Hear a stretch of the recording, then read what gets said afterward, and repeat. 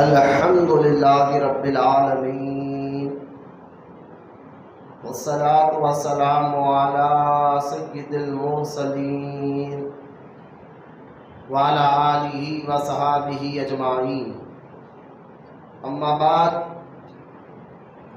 فاعوذ باللہ من الشیطان الرجیم، بسم اللہ الرحمن الرحیم۔ قل هو الله احد الله الصمد لم يلد ولم يولد ولم يكن له كفوا احد۔ آمنت بالله صدق الله العلي العظيم۔ وقال الله تعالى في شان حبيبه الكريم ان الله وملائكته يصلون على النبي يا أيها الذين آمنوا صلوا عليه وسلموا تسليما۔ اللهم صل على سيدنا ومولانا محمد وعلى آله وصحبه أفضل صلواتك وعدد معلوماتك بارك وسلم صلاة وسلاما عليك يا رسول الله صلى الله تعالى عليه وسلم۔ اما بعد، ہر تعریف اور بڑائی صرف اللہ تعالیٰ کے لیے ہے، جو سارے جہان کا مالک ہے، مختار ہے، اور جو سارے جہان کا پالنہار ہے۔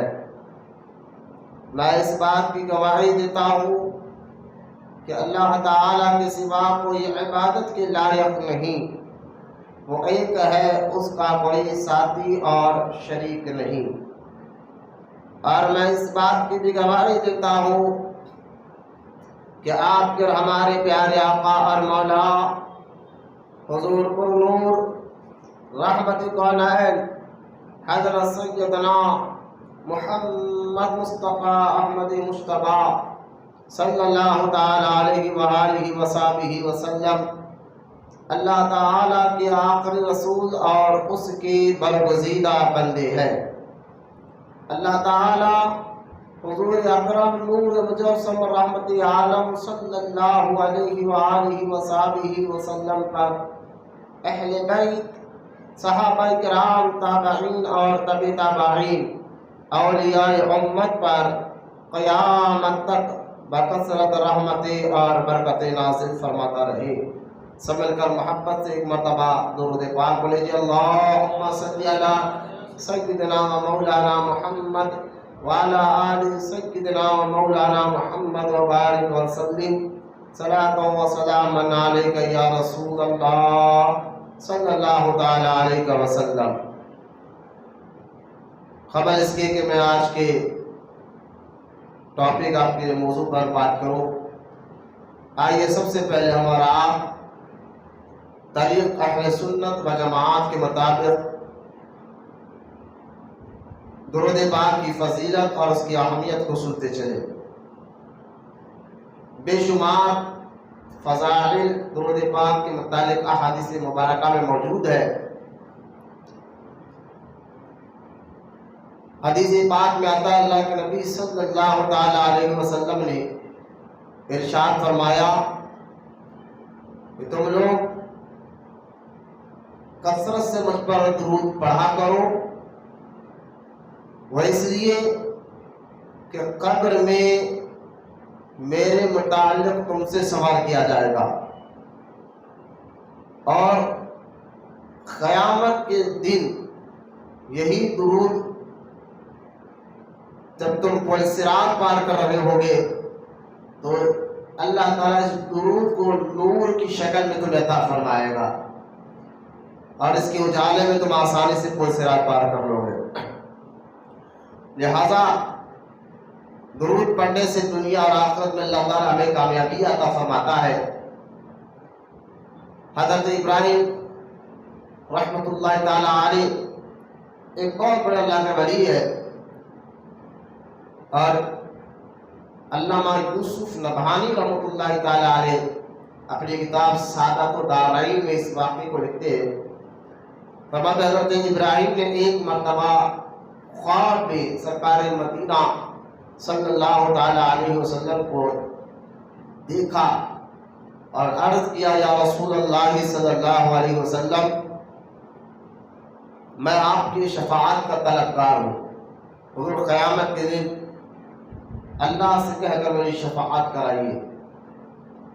تو سرکار مدینہ علیہ السلام نے فرمایا اے ابراہیم اگر تم یہ چاہتے ہو کہ کل قیامت کے دن میں تمہاری شفاعت کراؤں تو تم مجھ پر دنیا میں کثرت سے درود پڑھا کرو۔ درود کے بے شمار فضائل احادیث مبارکہ میں موجود ہے۔ درود پڑھنے سے اللہ تعالیٰ گناہ معاف فرماتا ہے، نیکی عطا فرماتا ہے، درجات کو بلند فرماتا ہے۔ درود پڑھنے والے کو اللہ تعالیٰ دنیا میں بھی کامیابی عطا فرماتا ہے، قبر میں بھی کامیابی عطا فرمائے گا، اور انشاءاللہ تعالیٰ قیامت کے روز بھی وہ کامیاب رہے گا۔ الغرض درود کے بے شمار فضائل ہم تمام کو کہنے سننے سے زیادہ عمل کی توفیق عطا فرمائے۔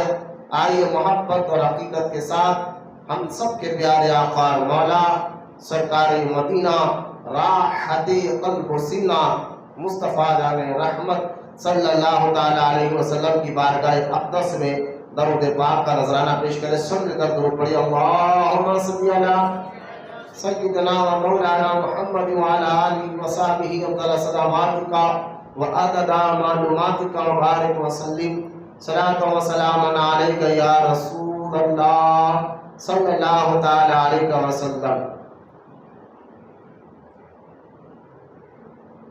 یہ آج کا یہ جمعہ جو ذی القعدہ کا ہے، ذی القعدہ کا مہینہ شروع ہو چکا ہے، جس کو ہم دوسرے لفظوں میں بندہ نواز کا مہینہ بھی کہتے ہیں، کیونکہ اس مہینے میں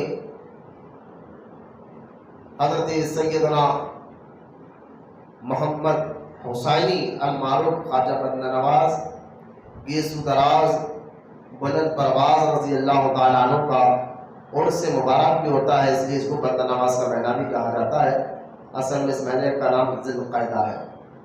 گزشتہ لگاتار شوال کے مہینے سے ہم لگاتار سنتے ہوئے آ رہے ہیں، 2 جمعے میں نے الحمدللہ توحید کے بارے میں بیان کیا کہ اللہ تعالیٰ پر کس طرح کو ایک مسلمان کو اللہ پر عقیدہ کیسے رکھنا چاہیے، اللہ کی ذات اور صفات کے بارے میں کیسا یقین رکھنا چاہیے، اور یہ ساری باتیں 2 جمعے ہم نے کی۔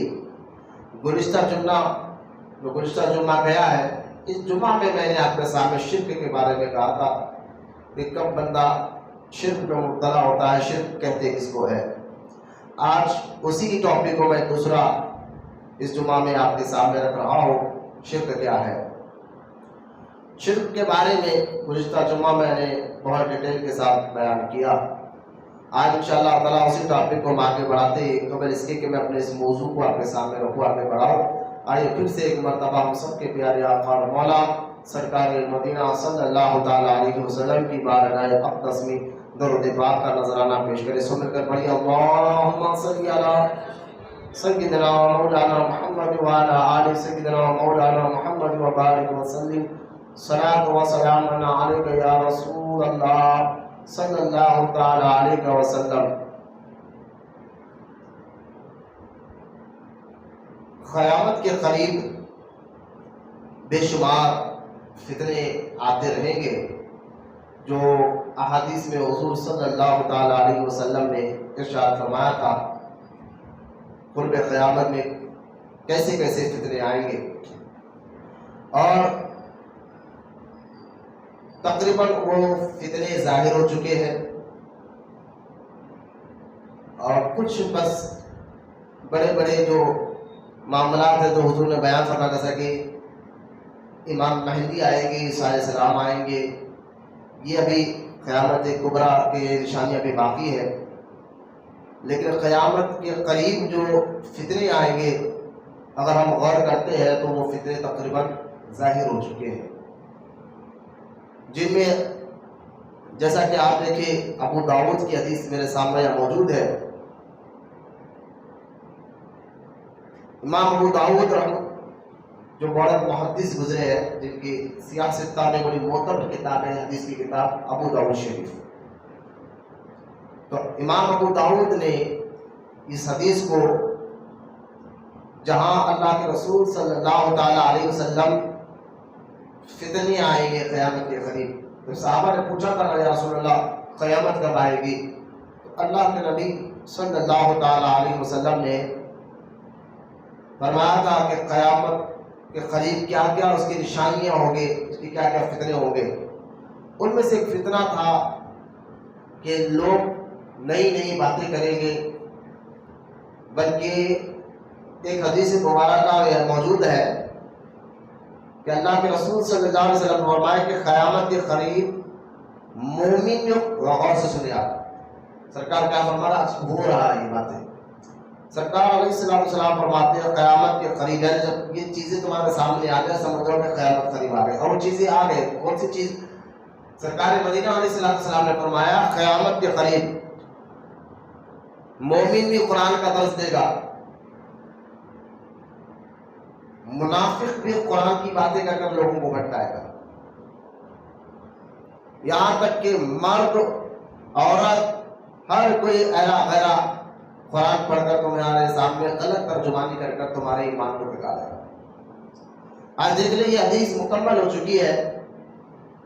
مومن تو قرآن حدیث کی باتیں کرے گا تو وہ صحیح کرے گا، لیکن جو منافق ہے جس کو آج کے دور میں وہابی کہتے ہیں، ان منافقوں میں وہابی بھی ہے، بدعقیدہ بھی ہے، اور ان کی جماعت میں کئی ایسی عورتوں نے چینلیں بنا لیے ہیں اور بنا کر بزرگان دین کے آستانے میں آنے والوں کو درگاہ پرست کہہ کر وہ چڑھاتے ہیں کہ تم لوگ درگاہ کے معاذ اللہ عبادت کرنے والے لوگ ہو.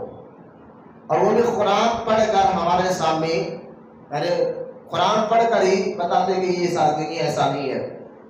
جبکہ قرآن میں ایک بات یاد رکھیے، قرآن پاک میں جو لفظ ہے عربی کے، ان لفظوں میں کوئی گڑبڑی نہیں کر سکتا، بلکہ اس کے معنی اور ترجمے میں گڑبڑی ہوتی ہے.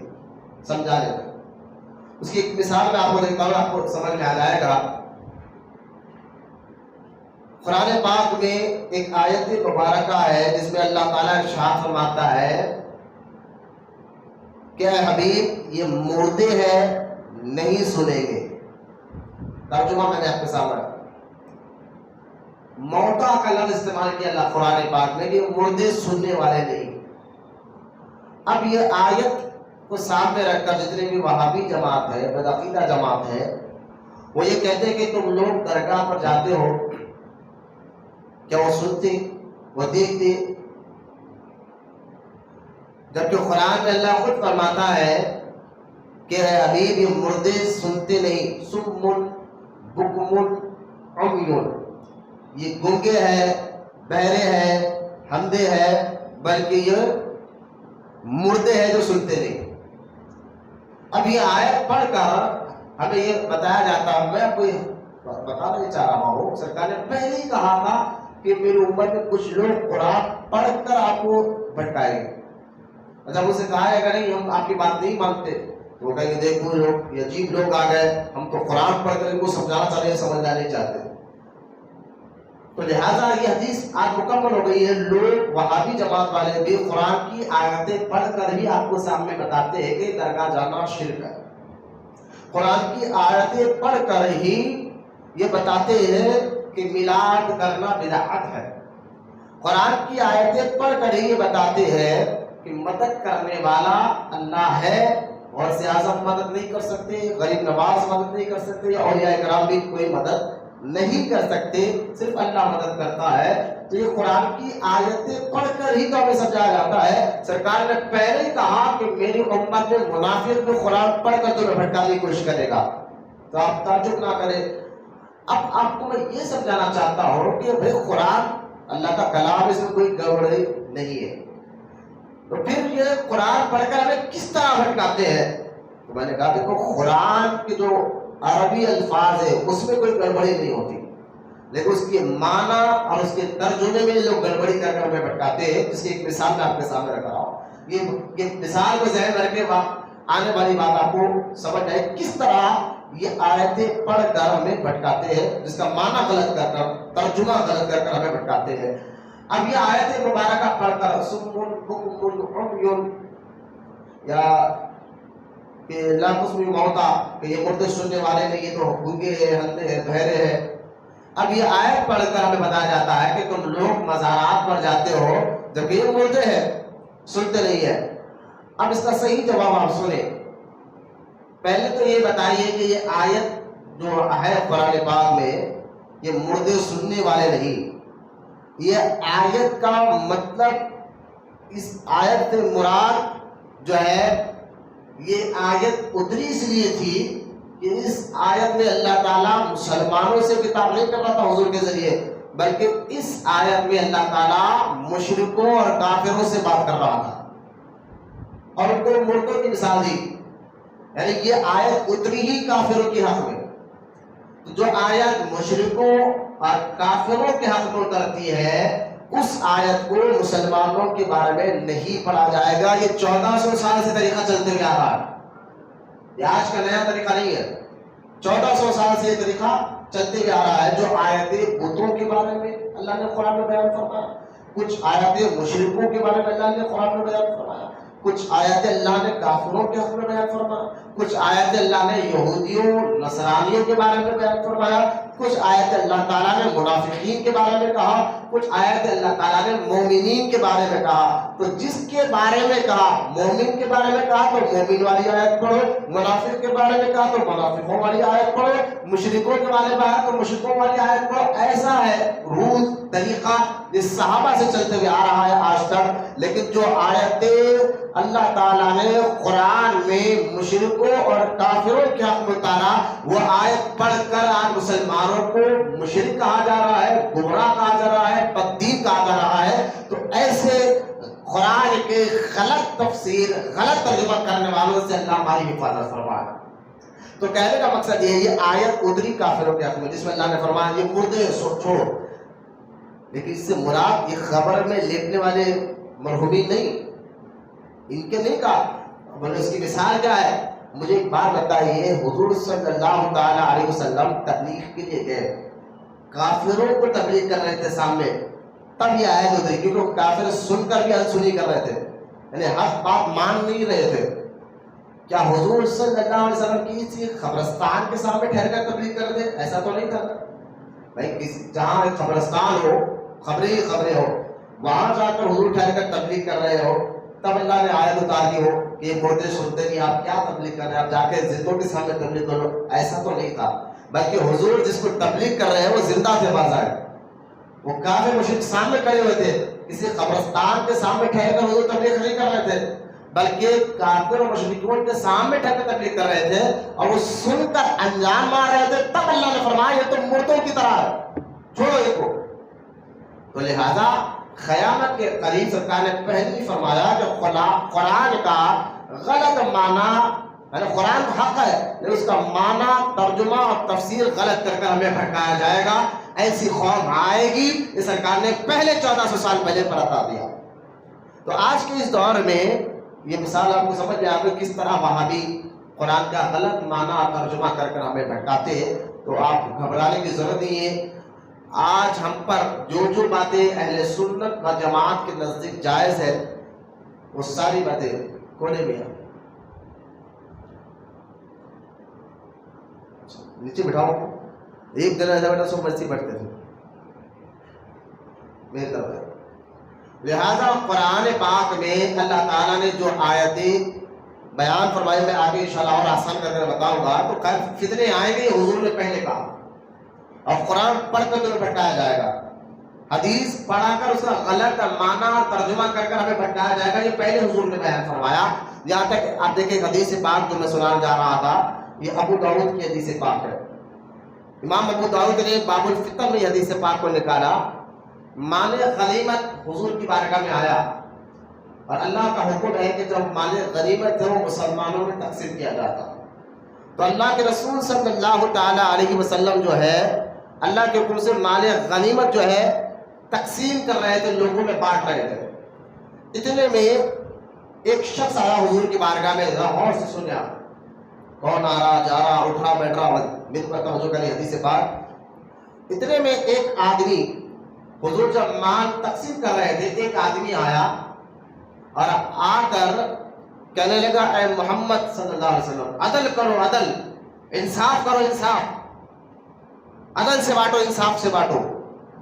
تو اللہ کے نبی صلی اللہ علیہ وسلم نے فرمایا تو ہلاک ہو، میں محمد عدل نہیں کروں گا تو پھر کون کرے گا؟ اللہ نے مجھے عدل کے لیے تو دنیا میں بھیجا ہے، انصاف کے لیے دنیا میں بھیجا ہے، تو میں نہیں کروں گا تو پھر کون کرے گا؟ صحابہ کہتے ہیں اس آدمی کو ہم نے دیکھا، اس کا حلیہ دیکھے، جو حضور کو معاذ اللہ تانا دے رہا تھا دربار میں، اور اس کا حلیہ دیکھے اور اس حلیے کو ذہن میں تصور کرے، اور آج کے وہابیوں کو دیکھ لے سیم دیکھے۔ اب حلیہ دیکھے، حدیث پاک ہمیں دیتا، صحابہ کہتے ہیں اس کی آنکھیں دھسی ہوئی تھی اندر تک۔ اب جب غور کرتے جائے وہابیوں کو دیکھ لے، ان کے اکثر آپ نے بڑے بڑے مولویوں کے چہرے کو دیکھے تو ان کی آنکھیں اکثر دھسی ہوئی ہوتی ہیں، لیکن سرکار فرماتے ہیں جو حضور کی گستاخی کر رہا تھا حضور کے دور میں، تو صحابہ کہتے ہیں اس کی آنکھیں دھسی ہوئی تھی، گال پھولے ہوئے تھے، پیشانی ابری ہوئی تھی، اور داڑھی گھنی تھی۔ دیکھیں آپ، داڑھی اس کی بڑی گھنی تھی، وہابیوں کو دیکھ لیں آپ، لمبی لمبی داڑھی، جبکہ داڑھی ایک مٹھی رکھنا، ٹھوڈی کے نیچے سے ایک مٹھی رکھنا یہ واجب ہے، ایک مٹھی سے زیادہ یہاں تک داڑھی لمبی لمبی رکھنا، یہ تو گستاخوں کا طریقہ ہے۔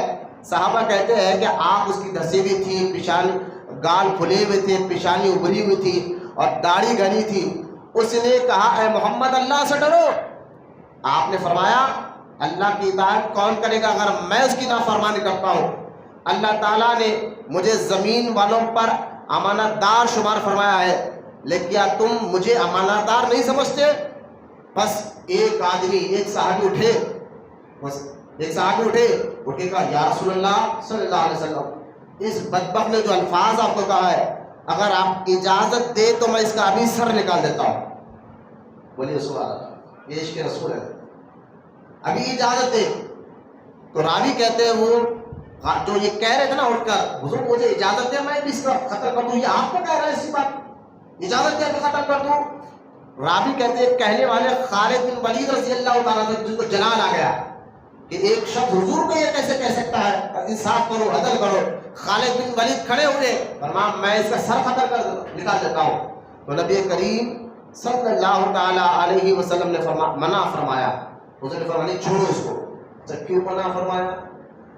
منع اس لیے فرمایا جب اس دور میں اسلام ابھی شروعات میں پھیل رہا تھا، تو جب مکے میں تھے حضور، مشرکین وہاں دشمن تھے، جب مدینے میں حضور آ گئے تو وہاں اس دور میں منافقین جو بظاہر کلمہ تو پڑھ چکے تھے لیکن دل سے وہ ایمان نہیں لائے تھے، تو منافقوں کی تعداد مدینے میں زیادہ تھی، تو وہ منافق تھا۔ اگر حضور بظاہر اس کو قتل کی اجازت دے دیتے نا، تو جو غیر لوگ ہیں جو بھی مسلمان نہیں ہوئے، اسلام کو پڑھ رہے تھے، سمجھ رہے تھے، وہ کہتے کہ بھائی یہ کیسے لوگ ہیں جو آپس میں دوسرے کو قتل کر رہے ہیں؟ تو ابھی وہ دور میں ایسے حالات نہیں تھے ان کو مارنے کے، اس لیے حضور نے منع فرمایا کہ نہیں اس کو بھی مارو مت، قتل مت کرو۔ بلکہ آگے دیکھو حضور نے فرمایا کہ منع فرمایا، اور آگے آپ جب وہ لوٹ کر چلا گیا تو آپ نے فرمایا اس کو دیکھو، اس کی نسل سے ایسے لوگ پیدا ہوں گے۔ دیکھ لے جو حضور کے وہ کبھی غلط ہو ہی نہیں سکتا۔ حضور نے فرمایا اس کو دیکھ لو، اس کے نسل سے ایسے لوگ پیدا ہوں گے جو قرآن مجید پڑھیں گے۔ لفظ آ گیا حدیث پاک میں، قرآن پڑھیں گے لیکن ان کے حلق سے نیچے نہیں اترے گا، یعنی قرآن تو پڑھ کر لوگوں کو بتائیں گے، قرآن کی جو کیفیت اور نورانیت ہے، جو روحانیت ہے، قرآن اللہ کا کلام ہے، اس کی کیفیت ان کے اندر اترے گا ہی نہیں، بلکہ وہ اوپر قرآن پڑھ کر غلط معنی سمجھائیں گے۔ سرکار نے فرمایا اس کی اولاد میں ہوں گے۔ وہ کون تھا؟ حضور کا مستحق تھا، حضور کے بارے میں غلط باتیں کر رہا تھا۔ سرکار نے فرمایا اس کی اولاد میں ایسے لوگ پیدا ہوں گے جو قرآن پڑھیں گے لیکن ان کے حلق سے نیچے نہیں اترے گا، وہ اسلام سے، اب دیکھیں آگے فرما رہے حضور، وہ اسلام سے نکلے ہوئے ہوں گے جیسا کمان سے تیر نکل جاتا ہے۔ ہم لوگ کہتے ہیں نا وہاں بھی بتاتے تھا یہ مسلمان نہیں ہے، لوگ پریشان ہوتے بھائی چہرے پہ داڑھی ہے، سر پہ پیشانی پر نماز کا گھٹا ہے، قرآن پڑھتا ہے، حدیث پڑھتا ہے، لوگوں کو صحیح باتیں کرتا ہے، آپ کہہ رہے کہ وہ مسلمان نہیں ہے، وہابی۔ میں نے کہا اصل میں چہرے پہ داڑھی، سر پہ امامہ، پیشانی پر جو ہے نماز کا گھٹا ہو، لیکن دل میں محبت رسول نہ ہو، دل میں ادب رسول نہ ہو، تعظیم رسول نہ ہو، تو ایسے لوگوں کی عبادتوں کو اللہ قبول نہیں فرماتا۔ لہٰذا یہ ہم نے خود حدیث پاک میں سرکار نے فرمایا یہ اس کی نسل میں لوگ آئیں گے اور قرآن پڑھیں گے جو قرآن کی حلق سے نیچے نہیں اترے گا، وہ اہل اسلام کو قتل کریں گے۔ اب دیکھیے آپ آگے، وہ اہل اسلام کو قتل کریں گے، یعنی مومنوں کو یہ کہہ کر قتل کریں، یہ تو مشرک ہے۔ تاریخ اگر آپ اٹھا کر دیکھیں، ترکی حکومت جب تک سعودی عربیہ پر، مکہ پہ ترکی حکومت تھی، وہاں میلاد کا جلوس بھی نکلتا تھا، ہے نا؟ آج سے 100-150 سال کے تاریخ آپ کو کیا ہے، گوگل پہ بھی آپ سرچ کریں، جو انٹرنیٹ کا دور ہے، تو آپ گوگل پر جائیں اور سرچ کریں سلطنت عثمانیہ، تو آپ کو ساری ڈیٹیل گوگل پہ بھی مل جائے گی۔ آج سے 150 سال پہلے مکہ میں کعبے سے لے کر جس گھر میں حضور پیدا ہوئے تھے، ہر 12 تاریخ کو بڑے عال شان بان سے جلوس میلاد النبی نکلا کرتا تھا۔ لوگ کہتے ہیں نا سعودی میں نہیں ہوتا، سعودی میں میلاد نہیں ہوتا، سعودی میں فاتحہ نہیں ہوتی، سعودی میں سلام نہیں ہوتا۔ میں اکثر ان کو یہ کہتا ہوں کہ جناب صحیح کیا ہے، غلط کیا ہے، یہ دیکھنا ہے تو سعودی کو نہیں دیکھا جاتا، قرآن اور حدیث کو دیکھا جاتا ہے۔ پہلے تو یہ جواب ہے۔ اب حال میں یہ لوگوں نے قبضہ کیا، اور قبضہ کر کر جو ہے، ورنہ ترکی حکومت کے دور میں وہاں سلام بھی ہوتا تھا، وہاں درود و سلام بھی ہوتا تھا، میلاد کا جلوس بھی نکلتا تھا، بلکہ جنت البقیع میں امام حسن بی بی فاطمہ زہرا رضی اللہ تعالی عنہ، امام حسن رضی اللہ تعالی عنہ، حضرت عثمان غنی رضی اللہ تعالی عنہ، سیدہ عائشہ صدیقہ رضی اللہ تعالی عنہ، یہ مقدس ہستیاں جن کی مزار مدینہ پاک میں جنت البقیع میں موجود ہے۔ آپ دیکھ لیں پرانے اولڈ فوٹو میں ان کے مزاروں پر جنت البقیع میں گنبدیں بنی ہوئی تھی، بڑے بڑے گنبدیں بنی ہوئی تھی جنت مدینہ پاک میں، جنت البقیع کے قبرستان میں۔ لیکن یہی سعودی حکومت جنہوں نے امریکہ کے کہنوا آل سعود نے محمد بن عبد الوہاب نجدی جیسے بدبخت نے جو ہے نا مکہ اور مدینے کے ان سنی عاشق رسول مسلمانوں کو یہ کہہ کر قتل کیا کہ معاذ اللہ ثم معاذ اللہ یہ مشرک ہو گئے۔ حضور نے پہلے فرمایا تھا 1400 سال پہلے کہ اس کی نسل میں ایسے لوگ پیدا ہوں گے، لیکن یہ میری امت کو یعنی قتل کریں گے۔ ہو گیا بات پوری مکمل۔ قیامت کے فطروں میں یہ ساری باتیں ذہن میں رکھنا چاہیے آپ لوگوں کو کہ حضور نے پہلے فرمایا قتل کریں گے، اور سرکار آگے فرماتے ہیں بت پرستوں کو چھوڑ دیں گے، یعنی مومن کو قتل کریں گے، بت پرستوں کو چھوڑ دیا جائے گا۔ آج دیکھ لیا جدہ میں مندر بنی، وہاں سارے غیر مسلموں کی عبادتیں مکمل ہو رہی ہیں، یہاں تک کہ ڈانس بار کھولے جا رہے ہیں مکہ شریف مدینہ۔ اب کیا کرے بولا نہیں، لیکن لوگ کہتے ہیں آپ اپنے ملکوں کی بات مسجد میں کیوں کہہ رہے ہیں؟ میں نے کہتا ہوں بھائی ہم نہ بھی بولے تو آج دور تو انٹرنیٹ کا ہے، یہ ساری باتیں انٹرنیٹ میں موجود ہے، تو لہٰذا یہ کام تو وہاں جائز ہے، یعنی معاذ اللہ ثم معاذ اللہ، لیکن وہاں پر میلاد کرنا جائز نہیں، وہاں فاتحہ دلانا جائز نہیں، وہاں سلام پڑھنا جائز نہیں۔ یہ معاملہ آج ہو گیا ہے۔ سرکار نے پہلے فرمایا تھا مومنوں کو قتل کریں گے اور بت پرستوں کو چھوڑیں گے، یہ حضور کی حدیث پاک ہے۔ اگر میں انہیں پاؤں تو قوم کے عادی کی طرح، یعنی قوم آج کی طرح ان کو مٹا کر رکھ دوں۔ لہٰذا سرکار طرح جلال فرما رہے ہیں کہ مجھے یہ میرے دور میں، میری ظاہری زندگی میں مجھے مل جائے تو میں ان کے قوم کو قوم آج کی طرح مٹا کر رکھ دوں۔ یعنی اتنا جلال سرکار رحمت للعالمین رہنے کے باوجود بھی پھر بھی ان پر کہہ رہے ہیں کہ اگر ایسے لوگ آئے تو میں قتل کر دوں ان کو۔ لہٰذا یہ قیامت کے قریب فطروں میں سے میں نے ایک حدیث آپ کے سامنے رکھی ہے، جو ساری باتیں آپ کے سامنے ڈیٹیل کے ساتھ میں نے بیان کیا ہے۔ لہٰذا آج کے اس دور فتن میں وہابی بدعقیدہ جو قرآن پڑھ کر، حدیث پڑھ کر اس کا غلط معنی، غلط ترجمہ کر کر ہمارے ایمان اور ہمارے عقیدے کو بھٹکایا جا رہا ہے، ایسے لوگوں سے ہمیں بچنا انتہائی ضروری ہے۔ آپ کہیں گے مولانا آج کے اس دور میں جہاں لوگ فتنے کا دور ہے، جہاں اتنی ایسی بھیانک سازش کی جا رہی ہے کہ کسی طرح مسلمانوں کو ان کے مذہب سے ہٹایا جائے، اور اس سازش میں جو ہے خاص طور پر اسلامی بہنوں پر نظر رکھا جا رہا ہے۔ اور آج انٹرنیٹ پر سارے ان کے جو ہے نا یہ باتیں موجود ہے، جسے وہ قسم کھا کر کہہ رہے ہیں کہ کئی لاکھ اسلامی بہنوں کو ہم مرتد کر کر چھوڑیں گے۔ تو آج تو یہ باتیں کرنی چاہیے، آپ تو سنی وہابی لے کر بیٹھ گئے۔ میں نے کہا دیکھو کہ آج کے دور میں یقین یہ فتنے چل رہے ہیں، لیکن ایک بندے کو بنیادی بات اگر عقیدے کے متعلق، ایمان کے متعلق پتہ نہیں چلے گا تو وہ آگے کیسے اپنے آپ کو بچائے گا؟ تو میں پہلے بنیاد کو مضبوط کر رہا ہوں، ایمان اور عقیدے کو آپ کو مضبوط کر رہا ہوں کہ جو باتیں اسلام میں ہے وہ اللہ اور اس کے رسول علیہ السلام نے بالکل صحیح بتایا ہے، اور قیامت تک مسلمانوں کو اہل سنت و جماعت پر ہی عمل کرنا چاہیے۔ ایک صاحب نے کہا کہ جناب آج کے دور میں فتنے کا نہیں بلکہ مل کر رہنے کا دور ہے۔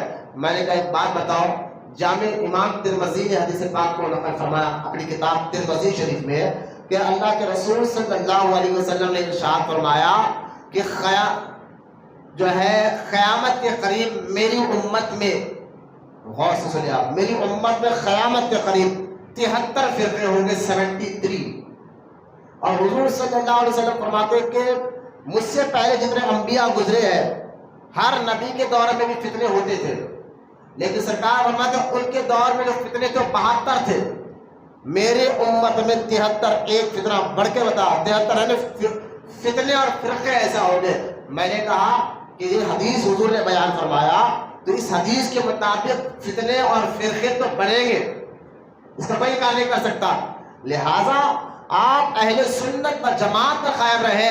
صحابہ اکرام، اب میں اورنگ آباد کے دورے پر الحمدللہ گیا تھا، تو اورنگ آباد میں جو بیچارے آٹو چلانے والے تھے وہ کہتے تھے مولانا یہ وہابی سنی کیا ہے، اور ان کو پتہ نہیں تھا کہ وہ حالانکہ چہرے پہ داڑھی ہے، تھوڑا بہت دین بھی وہ جانتے تھے لیکن بنیاد باتوں سے وہ واقف تھے۔ انہوں نے کہا مولانا سنی کا مطلب سن کر مسلمان لائے، ایمان لائے، سب کو سن کے مسلمان ہوئے، سب ایک ہے۔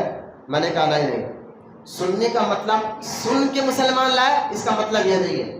میں نے کہا سنی شارٹ فارم نام ہے، وہ چوک ہے۔ بولے وہ کیا؟ ہم تو اتنے سال سے، حالانکہ چہرے پہ داڑھی یعنی اچھی خاصی عمر آ گئی اسلام میں آ کر، کوئی نیا نہیں، اچھی خاصی عمر بھی ہے۔ وہ کہنے مولانا ہم تو شروع سے سنی سن کر مسلمان لانے والے کو ہوتے۔ میں نے کہا نہیں، جب میں نے جامع ترمذی کی حدیث سنائی کہ فرقے ہوں گے تو صحابہ نے پوچھا کہ یا رسول اللہ صلی اللہ علیہ وسلم جب اتنے فرقے ہوں گے اس میں سے ایک جماعت، حضور نے فرمایا 73 فرقے ہوں گے، اس میں سے ایک فرقہ جنتی ہوگا، باقی سب دوزخ میں جائے گے۔ ایک فرقہ جنتی ہوگا، باقی سب دوزخ میں جائے گے۔ صحابہ نے پوچھا تھا یا رسول اللہ صلی اللہ علیہ وسلم جو ایک فرقہ جنت میں جائے گا اس کی پہچان کیا ہے؟ اس کی پہچان کیا ہے؟ تو اللہ کے رسول صلی اللہ علیہ وسلم نے فرمایا جو ایک فرقہ جنت میں جائے گا اس کی پہچان یہ ہے وہ اہل سنت و جماعت سے ہوگی۔ مطلب کیا تھا؟ اہل سنت کا مطلب ہے کہ میرے طریقے پہ چلنے والی جماعت، یعنی نبی کے طریقے پہ چلنے والی جماعت، و جماعت سے مطلب ہے اور صحابہ کے طریقے پہ چلنے والی جماعت ہوگی۔ اس لیے اس کا پورا نام اہل سنت و جماعت ہے، شارٹ میں ہم سنی کہتے ہیں۔ تو اہل سنت و جماعت اس کا ٹوٹل پرانا نام ہے۔ آج کل لوگ کو ہر چیز شارٹ میں بولنے کی یا سننے کی عادت ہو جاتی ہے، تو شارٹ میں ہم کہتے ہیں سنی مسلمان۔ بس سنی مسلمان کا مطلب یہ نہیں کہ سن کر مسلمان ہوئے ہیں، سنی مسلمان کا مطلب اہل سنت و جماعت والی مسلمان جو نبی اور صحابہ کے طریقے پہ چلنے والی جماعت ہے۔ جب یہ سنے تو وہ بڑے تعجب میں آ کر کہیں مولانا آج تک تو ہمیں پتہ نہیں تھا۔ تو خیر فرقے ہو گئے، نئے نئے فرقے سرکار مدینہ علیہ السلام نے پہلے ارشاد فرما دیا، یہاں تک کہ ایک حدیث پاک جو امام ابن کثیر رحمۃ اللہ تعالیٰ علیہ، امام ابن کثیر وہ امام ہے جو سارے وہابی بھی ان کو جنتی کہتے ہیں، کیونکہ بیان ریکارڈ ہو رہا ہے تو اس لیے میں ساری ڈیٹیل کے ساتھ آپ کو سمجھ رکھ رہا ہوں کہ سارے جو ہے نا لوگ بھی ان کو وہابی جماعت کے لوگ بھی جو ہے ان کو یہ کہتے ہیں کہ نہیں وہ یہ جنتی ہے۔ اب آپ سنیں آپ حدیث پاک، ابن کثیر نے بالم نامی ایک آدمی تھا بنی اسرائیل میں. قرآن میں سورہ آراف میں اللہ تعالیٰ نے اس آدمی کا ذکر فرمایا. اس کا نام تھا بال. با کیونکہ یہ سریانی زبان کا نام ہے. با الف عین الف میم بالم اس کا نام تھا. یہ سریانی زبان کا نام تھا. یہ موسیٰ علیہ السلام کے دور کا بڑا نیک پارسا آدمی تھا, بڑا نیک آدمی. یہاں تک کہ یہ جو دعا کرتا فوراً اس کی دعا قبول ہو جاتی. اتنا نیک تھا, یعنی نمازی, پرہیزگار. اور اس کی دعاؤں کا چرچا پورے اس وقت پورے بنی اسرائیل میں مشہور تھا کہ بالم کے پاس جاؤ, جو دعا کرو اللہ فوراً قبول کر لیتا ہے. اب موسیٰ علیہ السلام آئے. دیکھیں ولی سے بڑا مقام نبی کا ہوتا ہے. موسیٰ علیہ السلام آئے اور موسیٰ علیہ السلام آ کر جو ہے دعا تبلیغ کرنے لگے. تو کچھ لوگ بالم کے پاس آئے جو بنی اسرائیل کے تھے, آ کے کہنے لگے کہ اے بالم, یہ جو نبی آیا ہے نا اس کے لیے تو بدعا کے دو, تو بدعا کر.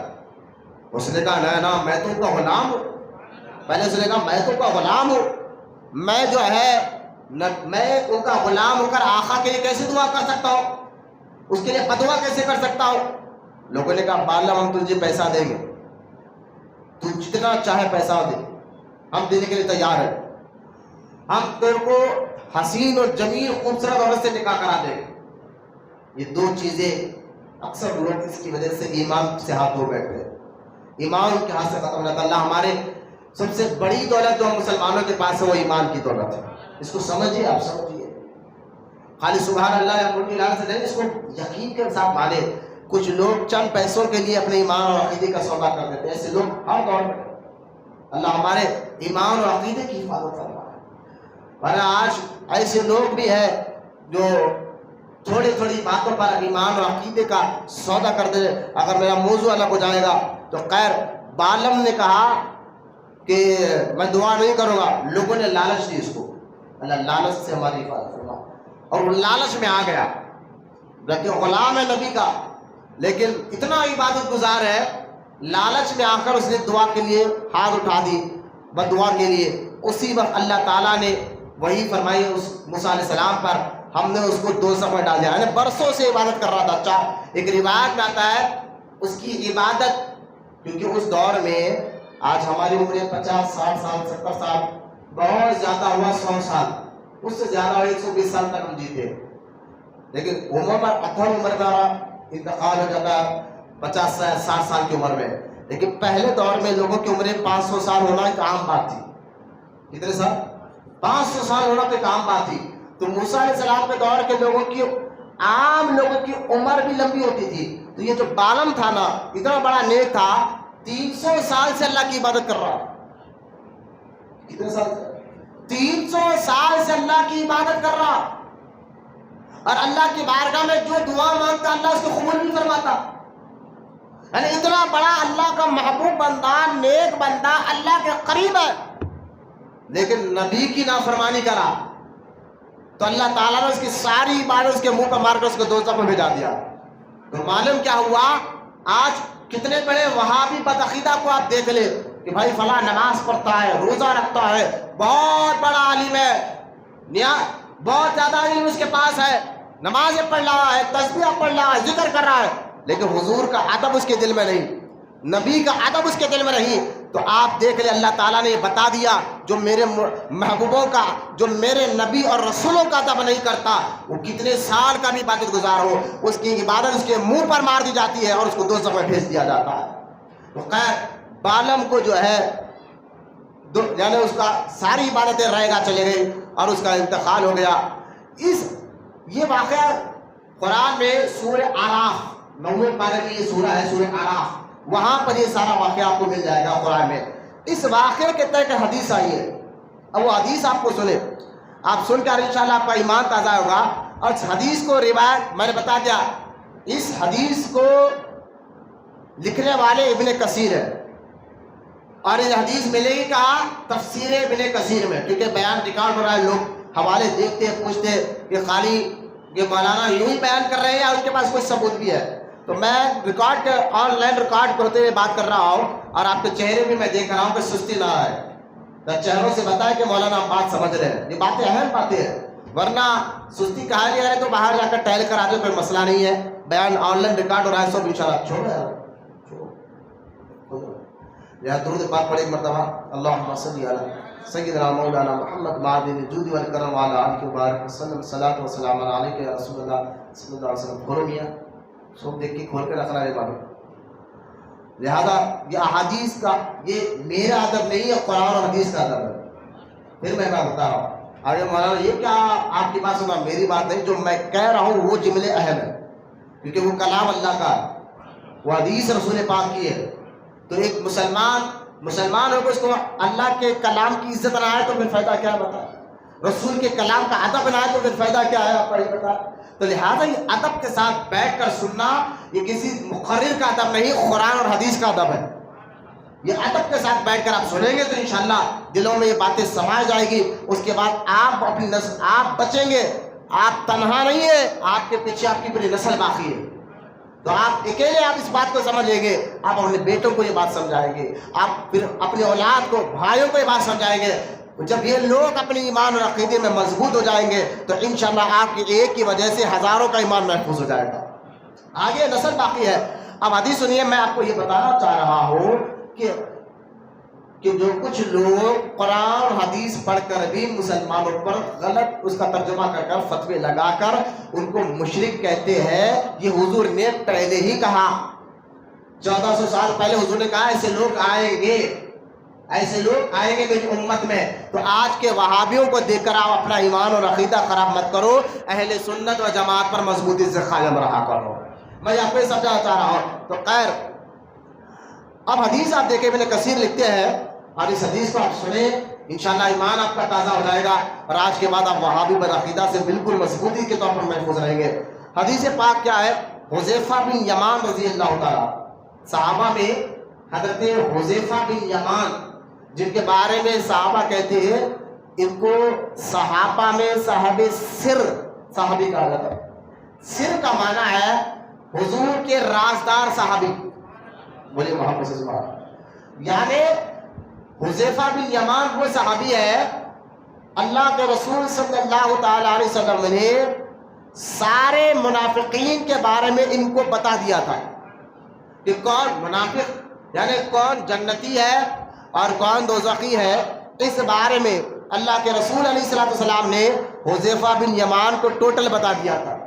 اس لیے آپ دیکھیے کہ اگر حضرت فاروق اعظم کے دور میں کوئی جنازہ آتا، اس جنازے میں اگر حذیفہ بن یمان نظر آتے فاروق اعظم کو تو فاروق اعظم جاتے اس جنازے کی نماز پڑھاتے۔ ایک دن جنازہ آیا، فاروق اعظم بیٹھے ہوئے، عمر بن خطاب رضی اللہ تعالیٰ عنہ بیٹھے ہوئے، جنازہ آیا، جنازہ آنا تھا، حضرت عمر رضی اللہ تعالیٰ عنہ کھڑے ہوئے کہ اس کی جنازے کی نماز پڑھا دوں۔ دور سے ان کی نظر پڑی حذیفہ بن یمان پر، صحابہ رسول حذیفہ بن یمان پر نظر پڑی، وہ ان کو دیکھا اور اشارے میں پوچھا میں اس کے جنازے کی نماز پڑھاؤں؟ تو انہوں نے اشارے سے کہا لا۔ تو حضرت عمر نے کہا اس کے جنازہ ہٹاؤ میرے سامنے سے، کوئی اور پڑھا ہے۔ کیوں؟ کیونکہ حذیفہ بن یمان وہ صحابی ہے جن کے بارے میں اللہ کے نبی نے سارے منافق یعنی کون جنتی ہوگا کون دوزخی ہوگا حضور نے پہلے ہی ان کو بتا دیا تھا۔ بولے محبت سے سبحان اللہ۔ اس لیے یہ حدیثوں سے پتہ چلا کسی وہابی کے پیچھے نماز نہیں پڑھنا چاہیے، کسی وہابی کو دیکھ کر سلام نہیں کرنا چاہیے، کسی وہابی کے جنازے کی نماز نہیں پڑھنا چاہیے، نہ کسی وہابی کے ساتھ یعنی ان کے گھر سے نہ لڑکی لانا چاہیے، نہ اپنی لڑکی ان کے گھر کو نہیں دینا چاہیے۔ بہت سے لوگ آپ کہیں گے یہ کیا بات ہے، سلام تو اللہ کو پہنچتا، اور آپ کہہ رہے کہ وہابی ہے بغیر فاتحہ والا ہے تو آپ سلام مت کرو، بلکہ میں نہیں کہہ رہا ہوں بھائی، یہ حدیث پاک ہے۔ اب وہ کون سا حدیث میں آپ کو سناتا ہوں، لیکن اس مثال میں آپ کو دیتا ہوں کہ آپ بتائیں کہ ایک چور کو اگر پولیس والے پکڑ کر لے کر جائے اور وہ پکڑ کر لے جا رہے ہیں تو چبوترے پہ آپ بیٹھے ہوئے ہیں اور چور آپ کو سلام کرے تو آپ سلام کا جواب دیں گے تو فوراً پولیس والے گاڑی روک کر آپ کو ہی پکڑیں گے۔ بھائی کیا بات ہے بھائی، یہ چور اس کو سلام کرائے جواب دیا تو رات کی چوری میں اس کا بھی ہاتھ ہوگا۔ آپ کہیں گے ارے نہیں میں تو تھا نہیں، لیکن پولیس والے مانیں گے حساب پہ آپ نہیں پکڑے جائیں گے۔ تو اسی طرح چور کو سلام کا جواب دو گے تو پولیس کی مار پڑے گی، وہابیوں کے سلام کا جواب دو گے تو قبر میں فرشتوں کی مار پڑے گی۔ خدا کے عزیز اب آئے حدیث سننے آپ، میں نے یہ جو بات کہی ہے نا کہ وہابی کے پیچھے آپ نماز نہیں پڑھ سکتے, سلام نہیں کر سکتے, وہ مر جائے تو ان کے جنازے کی نماز نہیں پڑھ سکتے, ان کے گھر لڑکی نہیں دے سکتے, نہ ان کے گھر سے لڑکی لا سکتے ہیں. اتنی سخت بات دکھ رہی ہے آپ کو. تو صحیح مسلم کی حدیث پاک میں آپ کو بتاتا چلوں. صحیح مسلم میں حدیث پاک ہے, امام مسلم نے باب الفتن میں حدیث پاک کو نقل فرمایا. اللہ کے رسول صلی اللہ تعالی علیہ وسلم نے ارشاد فرمایا, قیامت کے قریب میری امت میں کچھ ایسے لوگ پیدا ہوں گے جو قرآن پڑھ کر لوگوں کو بھٹکائیں گے, حدیث پڑھ کر. قیامت کے قریب فرمایا, یعنی اب یہ فتنہ چل رہا ہے, قرآن پڑھ کر بھٹکائیں گے, حدیث پڑھ کر بتائیں گے. جب ایسے لوگ تمہارے سامنے ظاہر ہو جائے, جب ایسے لوگ تمہارے سامنے ظاہر ہو جائے, حضور نے فرمایا ان کو سلام مت کرو. کیا فرمایا حضور نے؟ ان کو سلام مت کرو.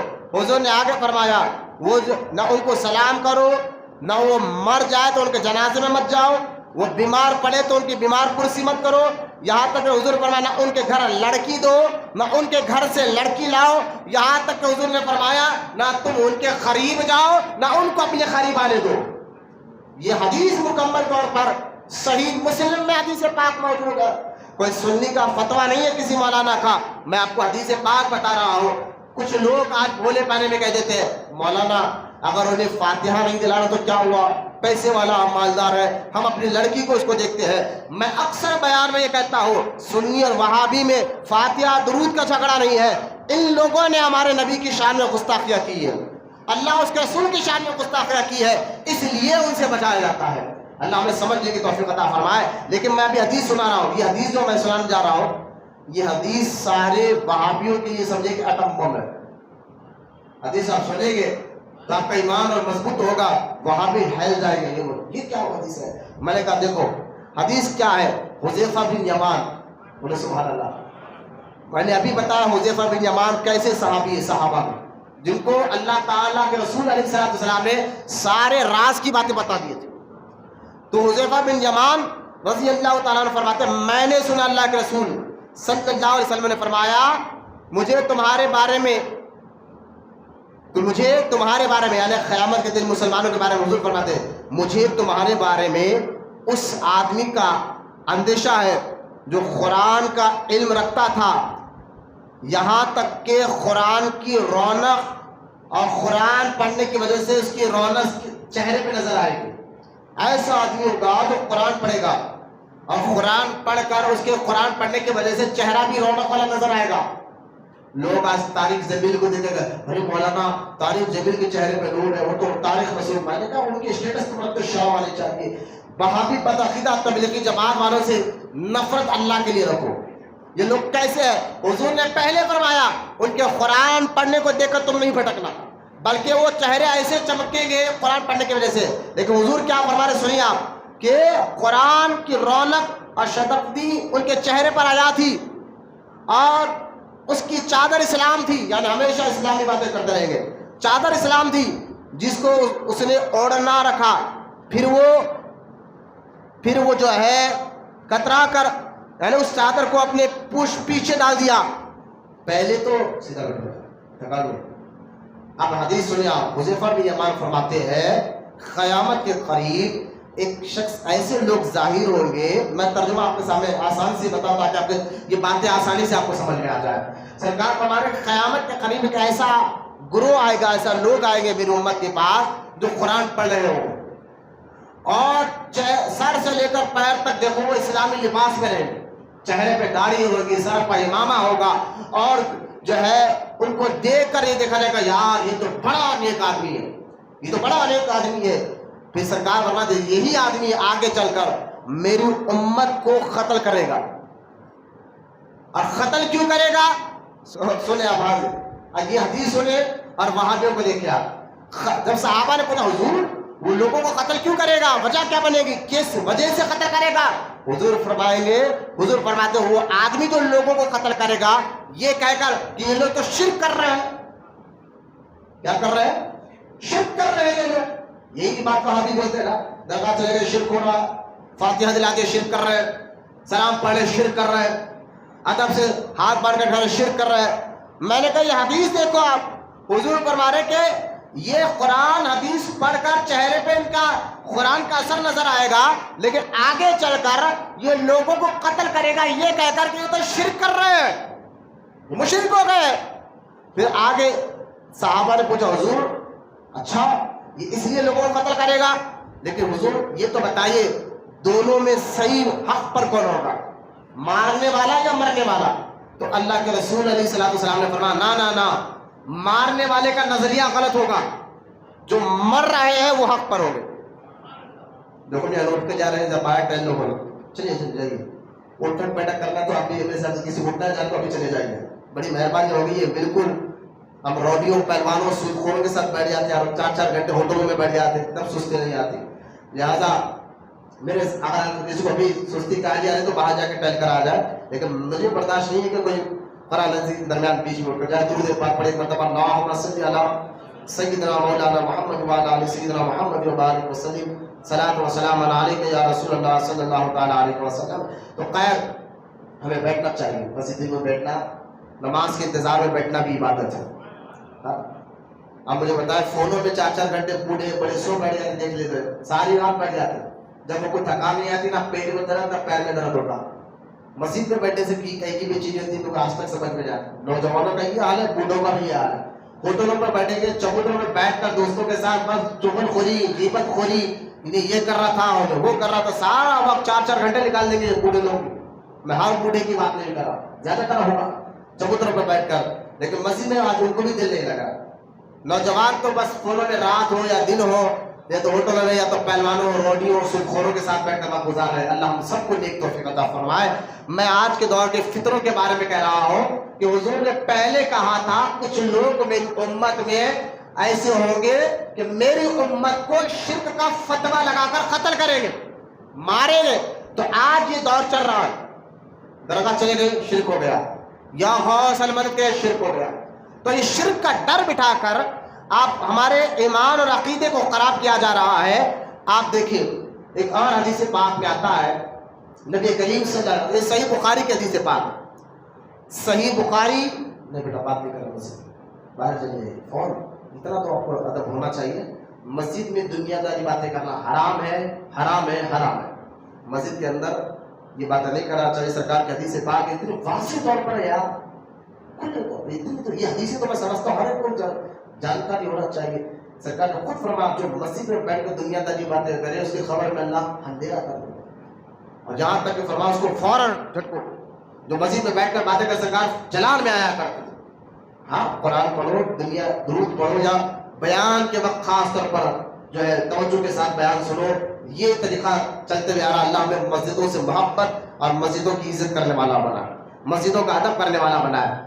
اب شرک کا فتویٰ لگا کر ہمیں ڈرایا جاتا ہے۔ میں ایک اور بات کر کر اپنی بات کو کیونکہ جب آگے جاتا ہوں، صحیح بخاری کتاب الجنائز میں حدیث پاک موجود ہے۔ بخاری شریف کہتے ہیں کہ سارے وہابی بھی کہتے ہیں بخاری میں، تو بتائیے آپ قرآن کے بعد بخاری کو بڑا ریسپیکٹ کرتے ہیں، اس کی عزت کرتے ہیں، بولے بخاری میں ہے تو بتائیے۔ میں نے کہا چلو ٹھیک ہے، بخاری کی حدیث میں بتا رہا ہوں۔ اب سنیں آپ، اللہ کے رسول صلی اللہ علیہ وسلم فرماتے ہیں، یہ جو خطبہ جو میں بیان کرنے جا رہا ہوں حدیث میں حضور کا، صحابہ کہتے ہیں کہ حضور کا آخری خطبہ تھا، اس کے بعد حضور نے دنیا سے رفیق اعلیٰ کی طرف سفر کیا اور کوئی خطبہ نہیں دیا، یعنی حضور کی آخری عمر کا یہ خطبہ ہے۔ ولی محمد صلی اللہ علیہ وسلم جو صحیح بخاری کتاب الجنائز میں یہ حدیث پاک موجود ہے، حضور کی آخری ظاہری عمر کا بتا رہا ہوں۔ حضور ورنہ آج بھی زندہ ہے، بولنا سبحان اللہ۔ کئی حدیثیں ہیں جس میں خیر حضور کے غلام اپنے مزاروں میں زندہ ہے۔ لہذا حضور کی ظاہری زندگی کا آخری خطبہ، صحابہ کہتے ہیں اس کے بعد حضور رفیق اعلیٰ کی طرف سفر کر گئے، اس کے بعد کوئی خطبہ کوئی بیان نہیں۔ وہ آخری خطبہ کیا ہے؟ صحابہ کہتے ہیں حضور ایک مرتبہ جنگ احد کی طرف گئے، میدان احد میں گئے، وہاں پر حضور کے چاچا امیر حمزہ کے قبر کی زیارت کی، سبحان اللہ، اور وہاں پر امیر حمزہ سے ایسی باتیں حضور نے کی جیسا ایک زندہ دوسرے زندے سے باتیں کرتے ہیں۔ معلوم یہ حدیث پتہ چلا قبر کی زیارت کرنا بھی حضور کی سنت ہے، بولے محبت سے سبحان اللہ۔ یہ 1400 سال سے چلتے ہوئے آ رہا. بھائی آج کا دور میں ہے کہ اللہ کے نیک بندوں کی خبروں کی زیارت کرنا، یہ خود نبی پاک علیہ الصلوۃ والسلام کی سنت مبارکہ بھی ہے. اب اس کے بعد کیا ہوا؟ تو اسی میدان میں حضور نے ممبر بچھایا، انہوں نے حکم دیا، ممبر بچھایا گیا. حضور ممبر پر کھڑے ہوئے اور کھڑے ہو کر سرکار علیہ الصلوۃ والسلام نے فرمایا کہ لوگوں، میں یہاں کھڑے کھڑے اپنے حوض کوثر کو دیکھ رہا ہوں. بولتے رہیے سبحان اللہ. میں نے حوض کوثر کے بارے میں جمعہ میں کہا تھا کہ 7 آسمان کے اوپر ایک حوض کوثر ہے جہاں حضور قیامت کے دن اپنے پیاسے امتیوں کو پانی پلائیں گے. لہذا حضور کا دیکھنا دیکھیں کہ سرکار میں اپنے حوض کو دیکھ رہا ہوں. اور فرمایا کہ اللہ تعالیٰ نے زمین کے خزانوں کی چابیاں میرے حوالے کر دی ہے. بولے محبت سے سبحان اللہ. زمین کے خزانوں کی چابیاں اللہ نے میرے حوالے کی ہے. جیسا کہ ایک دوسری حدیث صحیح بخاری کتاب العلم ہے، سرکار خود فرماتے ہیں واللہ یؤتی لا قاسم. حضور فرماتے ہیں اللہ دیتا ہے، دیتا اللہ ہی ہے، لیکن میں بانٹا کرتا ہوں. دینے والا اللہ ہے، میں بانٹا کرتا ہوں. اس لیے تو اعلیٰ حضرت امام احمد رضا خان رحمۃ اللہ تعالیٰ نے فرماتے ہیں ٹھنڈا ٹھنڈا میٹھا میٹھا پیتے ہم ہے پلاتے یہ ہے. بولے محبت سے سبحان اللہ. تو خیر رب ہے موتی یہ ہے قاسم، رزق اس کا ہے کھلاتے یہ ہے. اعلیٰ حضرت نے جو کہا تھا یہ حدیث کی روشنی میں بات کہا تھا. تو خیر سرکار مدینہ علیہ الصلوۃ والسلام نے فرمایا اللہ نے زمین کے خزانوں کی چابیاں میرے حوالے کر دی ہے. مطلب کیا ہے؟ اب جس کو بھی جو اللہ تعالیٰ نعمت دے گا مجھے دیتا ہے اور میں بانٹا کرتا ہوں. بولے محبت سے سبحان اللہ. اور پھر آگے حضور فرماتے ہیں کہ دیکھو ہر نبی آیا اور دنیا میں رہ کر تبلیغ کر کر چلا گیا. ہر نبی کے جانے کے بعد ان کی امت میں شرک پھر عام ہو گیا. کیا ہو گیا؟ شرک عام ہو گیا. لیکن سرکار فرماتے ہیں اب میں بھی چند دن میں جانے والا ہوں، لیکن مجھے اس بات کا ڈر نہیں ہے.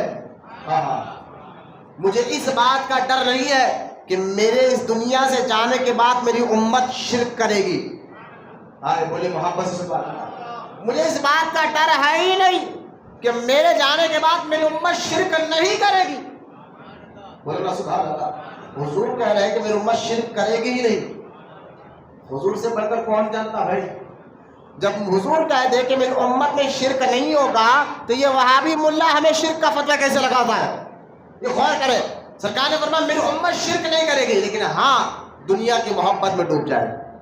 ایک اور ابو داؤد میں حدیث پاک ہے، حضور نے فرمایا مجھے اس بات کا خوف نہیں ہے کہ میری امت میرے دنیا سے جانے کے بعد پتھر کی پوجا کرے گی یا جھاڑوں کی پوجا کرے گی یا قبروں کی پوجا کرے گی. حضور نے فرمایا نہ میری امت ایسا کام کرے گی ہی نہیں. بولو نا سبحان اللہ. نہ میری امت سے مراد امت محمدیہ صلی اللہ علیہ وسلم. میں کافر اور مشرکوں کی بات نہیں کر رہا ہوں، کلمہ پڑھنے والے مومنوں کی بات کر رہا ہوں. حضور نے فرمایا اللہ کے رسول علیہ السلام فرمایا میرے دنیا سے جانے کے بعد نہ میری امت پتھر کی عبادت کرے گی، نہ جھاڑوں کی عبادت کرے گی، نہ چاند کی عبادت کرے گی، نہ تاروں کی عبادت کرے گی، نہ سورج کی عبادت کرے گی، نہ قبروں کی عبادت کرے گی. مجھے اس بات کا ڈر ہے ہی نہیں، وہ عبادت صرف اللہ ہی کی کرے گی. میں نے کہا یہ شرک تم کہاں سے لائے ہو؟ سرکار نے فرمایا آج ہاں ایک اور بات ہے کہ کیا؟ فرمایا اللہ کے رسول علیہ السلام نے کہ ایک چیز ہے وہ دنیا کی محبت میں ڈوب جائے. یہ عام بات ہے. اب لہٰذا یہ حدیثوں سے ہمیں پتا چلا کہ میری سرکار کی امت کبھی شرک نہیں کرے.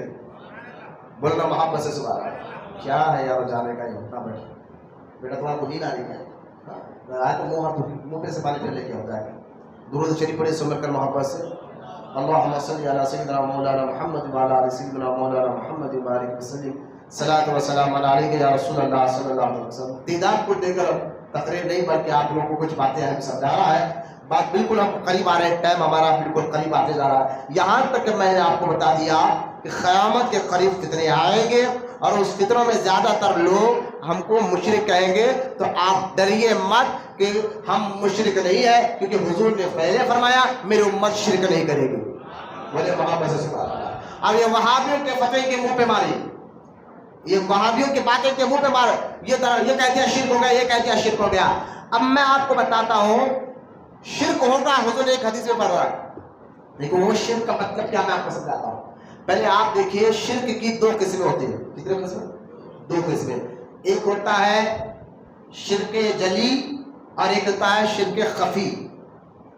اب اس کو اور آسان کرتا ہوں، ایک ہوتا ہے شرک اکبر اور ایک ہوتا ہے شرک اصغر. اکبر یعنی بڑا شرک، اصغر یعنی چھوٹا شرک. اب بڑا شرک سے مراد کیا ہے؟ شرک اکبر وہ یہ کہ اللہ کی ذات اور صفات میں کسی کو برابر کر دینا.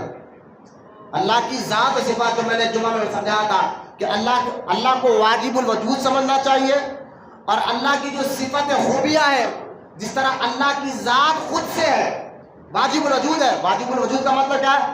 اللہ ہے، خود سے ہے اور ہمیشہ رہے گا. بولے باپ سبحان اللہ.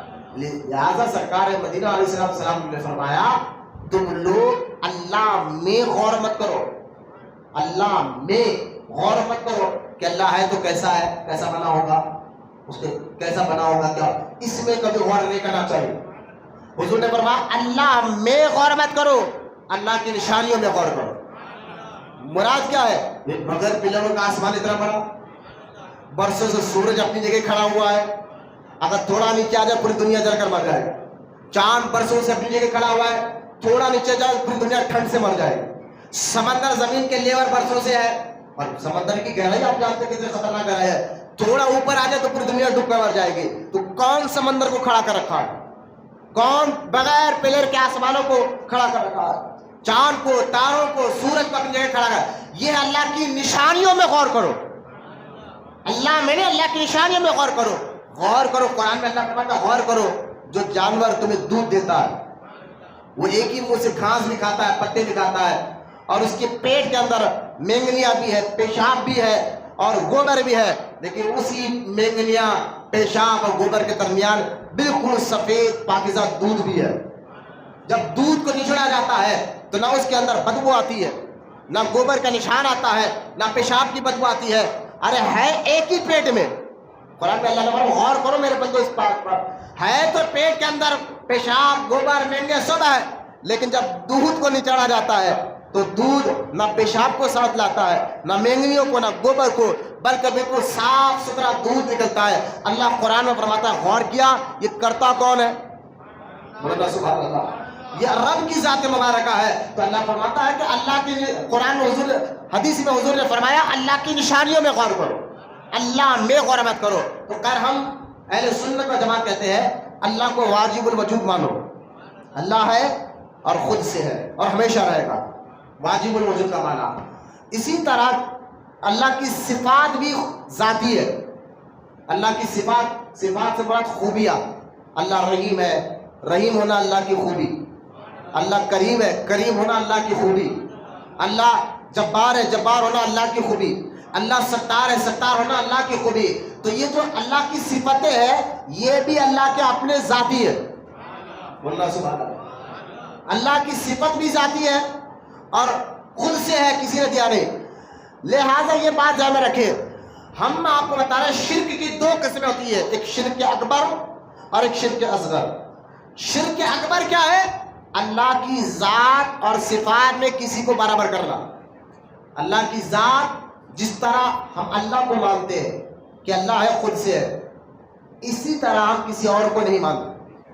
کسی نبی کو مانتے ہیں اپنی بات، نبی کے اندر جو قوت ہے، طاقت ہے، خود سے ایسا کوئی کہتا نہیں. ہم کہتے ہیں نہیں اللہ کے بندے اور اس کے رسول ہیں. تو جو بات ہم جس معنی میں ہم اللہ کو مانتے ہیں، جس معنی میں، جس جہت سے، جس طریقے سے ہم اللہ کو مانتے ہیں کہ اللہ ہے، خود سے ہے، ہمیشہ رہے گا، اس معنی، اس جہت میں ہم کسی اور کو نہیں مانتے. بولو یار محمد صلی اللہ علیہ وسلم. اگر یہ بات سمجھ رہے ہیں تو چہرے پر تاثیر لا کے بولے سبحان اللہ. اس معنی میں ہم اللہ کے علاوہ کسی اور کو نہیں مانتے. تو اگر اللہ کے علاوہ کسی اور کو بھی اس معنی میں مانے تو شرک فی الذات ہو جائے گا.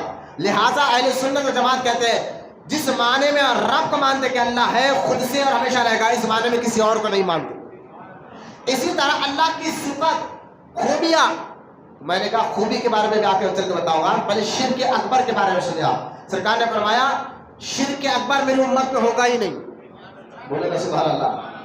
شرک اکبر سرکار نے جو حدیث میں آیا نا، شرک کرے گی میری امت، تو اس شرک سے شرک اصغر مراد ہے. لیکن پہلے آپ دیکھیں شرک کی دو قسمیں، شرک اکبر اور شرک اصغر۔ شرک اکبر وہ کہ اللہ کی ذات اور صفات میں اللہ کے علاوہ کسی نبی یا ولی کو برابر کر دو، تو یہ ہوتا ہے شرک اکبر۔ حضور فرماتے ہیں میری امت میں کبھی نہیں ہوگا، بولے محبت سے سبحان اللہ۔ ہاں شرک اصغر میری امت میں ہوگا۔ آپ کہیں گے مولانا شرک اکبر تو ہم سمجھ گئے، شرک اصغر کیا ہے؟ میں نے کہا سنو، شرک اصغر اس کو کہتے ہیں جو ریاکاری، دکھاوا، ریاکاری کو شرک اصغر کہا گیا ہے۔ آج لوگ ریاکاری میں سرکار نے فرمایا ہاں یہ میری امت میں زیادہ ہو جائے گا، قیامت کے قریب میری امت میں دکھاوا زیادہ ہو جائے گا۔ لوگ چاہیں گے کہ میرا نام ہو، انٹرنیٹ پہ میرا نام ہو، یوٹیوب پر میرا نام ہو، تو لہٰذا غریب کی مدد بھی کر رہے ہیں تو فوٹو لے کر ڈالیں گے، کسی کی مدد بھی کر رہا ہے تو ویڈیو لے کر ڈال دیں گے، لہٰذا دکھاوے کے لیے کہ میں مسجد میں پہلے آ رہا ہوں، میرا پڑوسی دیکھ رہا ہے نہیں دیکھ رہا، میرا بھائی دیکھ رہا ہے نہیں دیکھ رہا، تو خاص طور دکھاوا میری امت میں زیادہ ہو جائے گا۔ اور حضور نے فرمایا ریاکاری کو شرک اصغر کہا، ریاکاری کو حضور نے کیا فرمایا؟ شرک اصغر کہا۔ یہ ہوگا لیکن شرک اکبر کبھی نہیں ہوگا، بولے نا محبت سے سبحان اللہ۔ اب ہم جب یہ بات کہتے ہیں نا تو سنیے، یہ وہاں بھی کہتے ہیں، ہم کب کہتے ہیں بھائی آپ لوگ درگاہ میں جا کر عبادت کرتے ہیں؟ ہم کہہ رہے ہیں کہ آپ لوگ درگاہ میں جا کر اس درگاہ کے سامنے، مزار کے سامنے، قبر کے سامنے سجدہ کہتے ہیں، یہ شرک ہے، یہ غلط ہے۔ اس کو شرک ہم اس لیے کہتے ہیں درگاہ میں جا کر تم لوگ سجدہ کرتے ہو، یہ شرک ہے۔ میں نے کہا ٹھیک ہے بھائی سجدہ کرنا شرک ہے، تو میں نے کہا پہلے آپ بتائیے سجدے کی کتنی قسمیں ہوتی ہے؟ پہلے آپ اس کا معاملہ، خالی سجدہ کرنا شرک ہے تو سجدے کے کتنی قسمیں ہوتی ہے؟ وہ سب کو جائے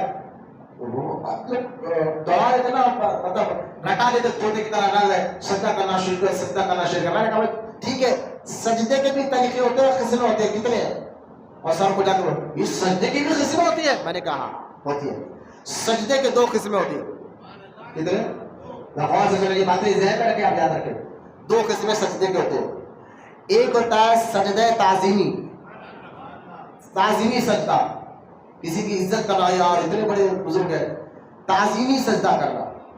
اور ایک ہوتا ہے سجدہ معبودی، سجدہ معبودی یعنی رب سمجھ کر سجدہ کرنا۔ تو دو قسمیں ہو گئے۔ آپ کہیں گے یہ دو قسمیں آپ بتا رہے ہیں، یہ قرآن میں ذکر ہے؟ کوئی آپ کو وہاں کہتا یہ صرف مولانا اپنی طرف سے بولی ہے، کیا قرآن میں بھی ایسا ذکر ہے؟ میں نے کہا دیکھو بھائی قرآن پاک میں بھی اس کا ذکر موجود ہے، سجدہ تعظیمی کا ذکر قرآن میں۔ بولے وہ کیسا؟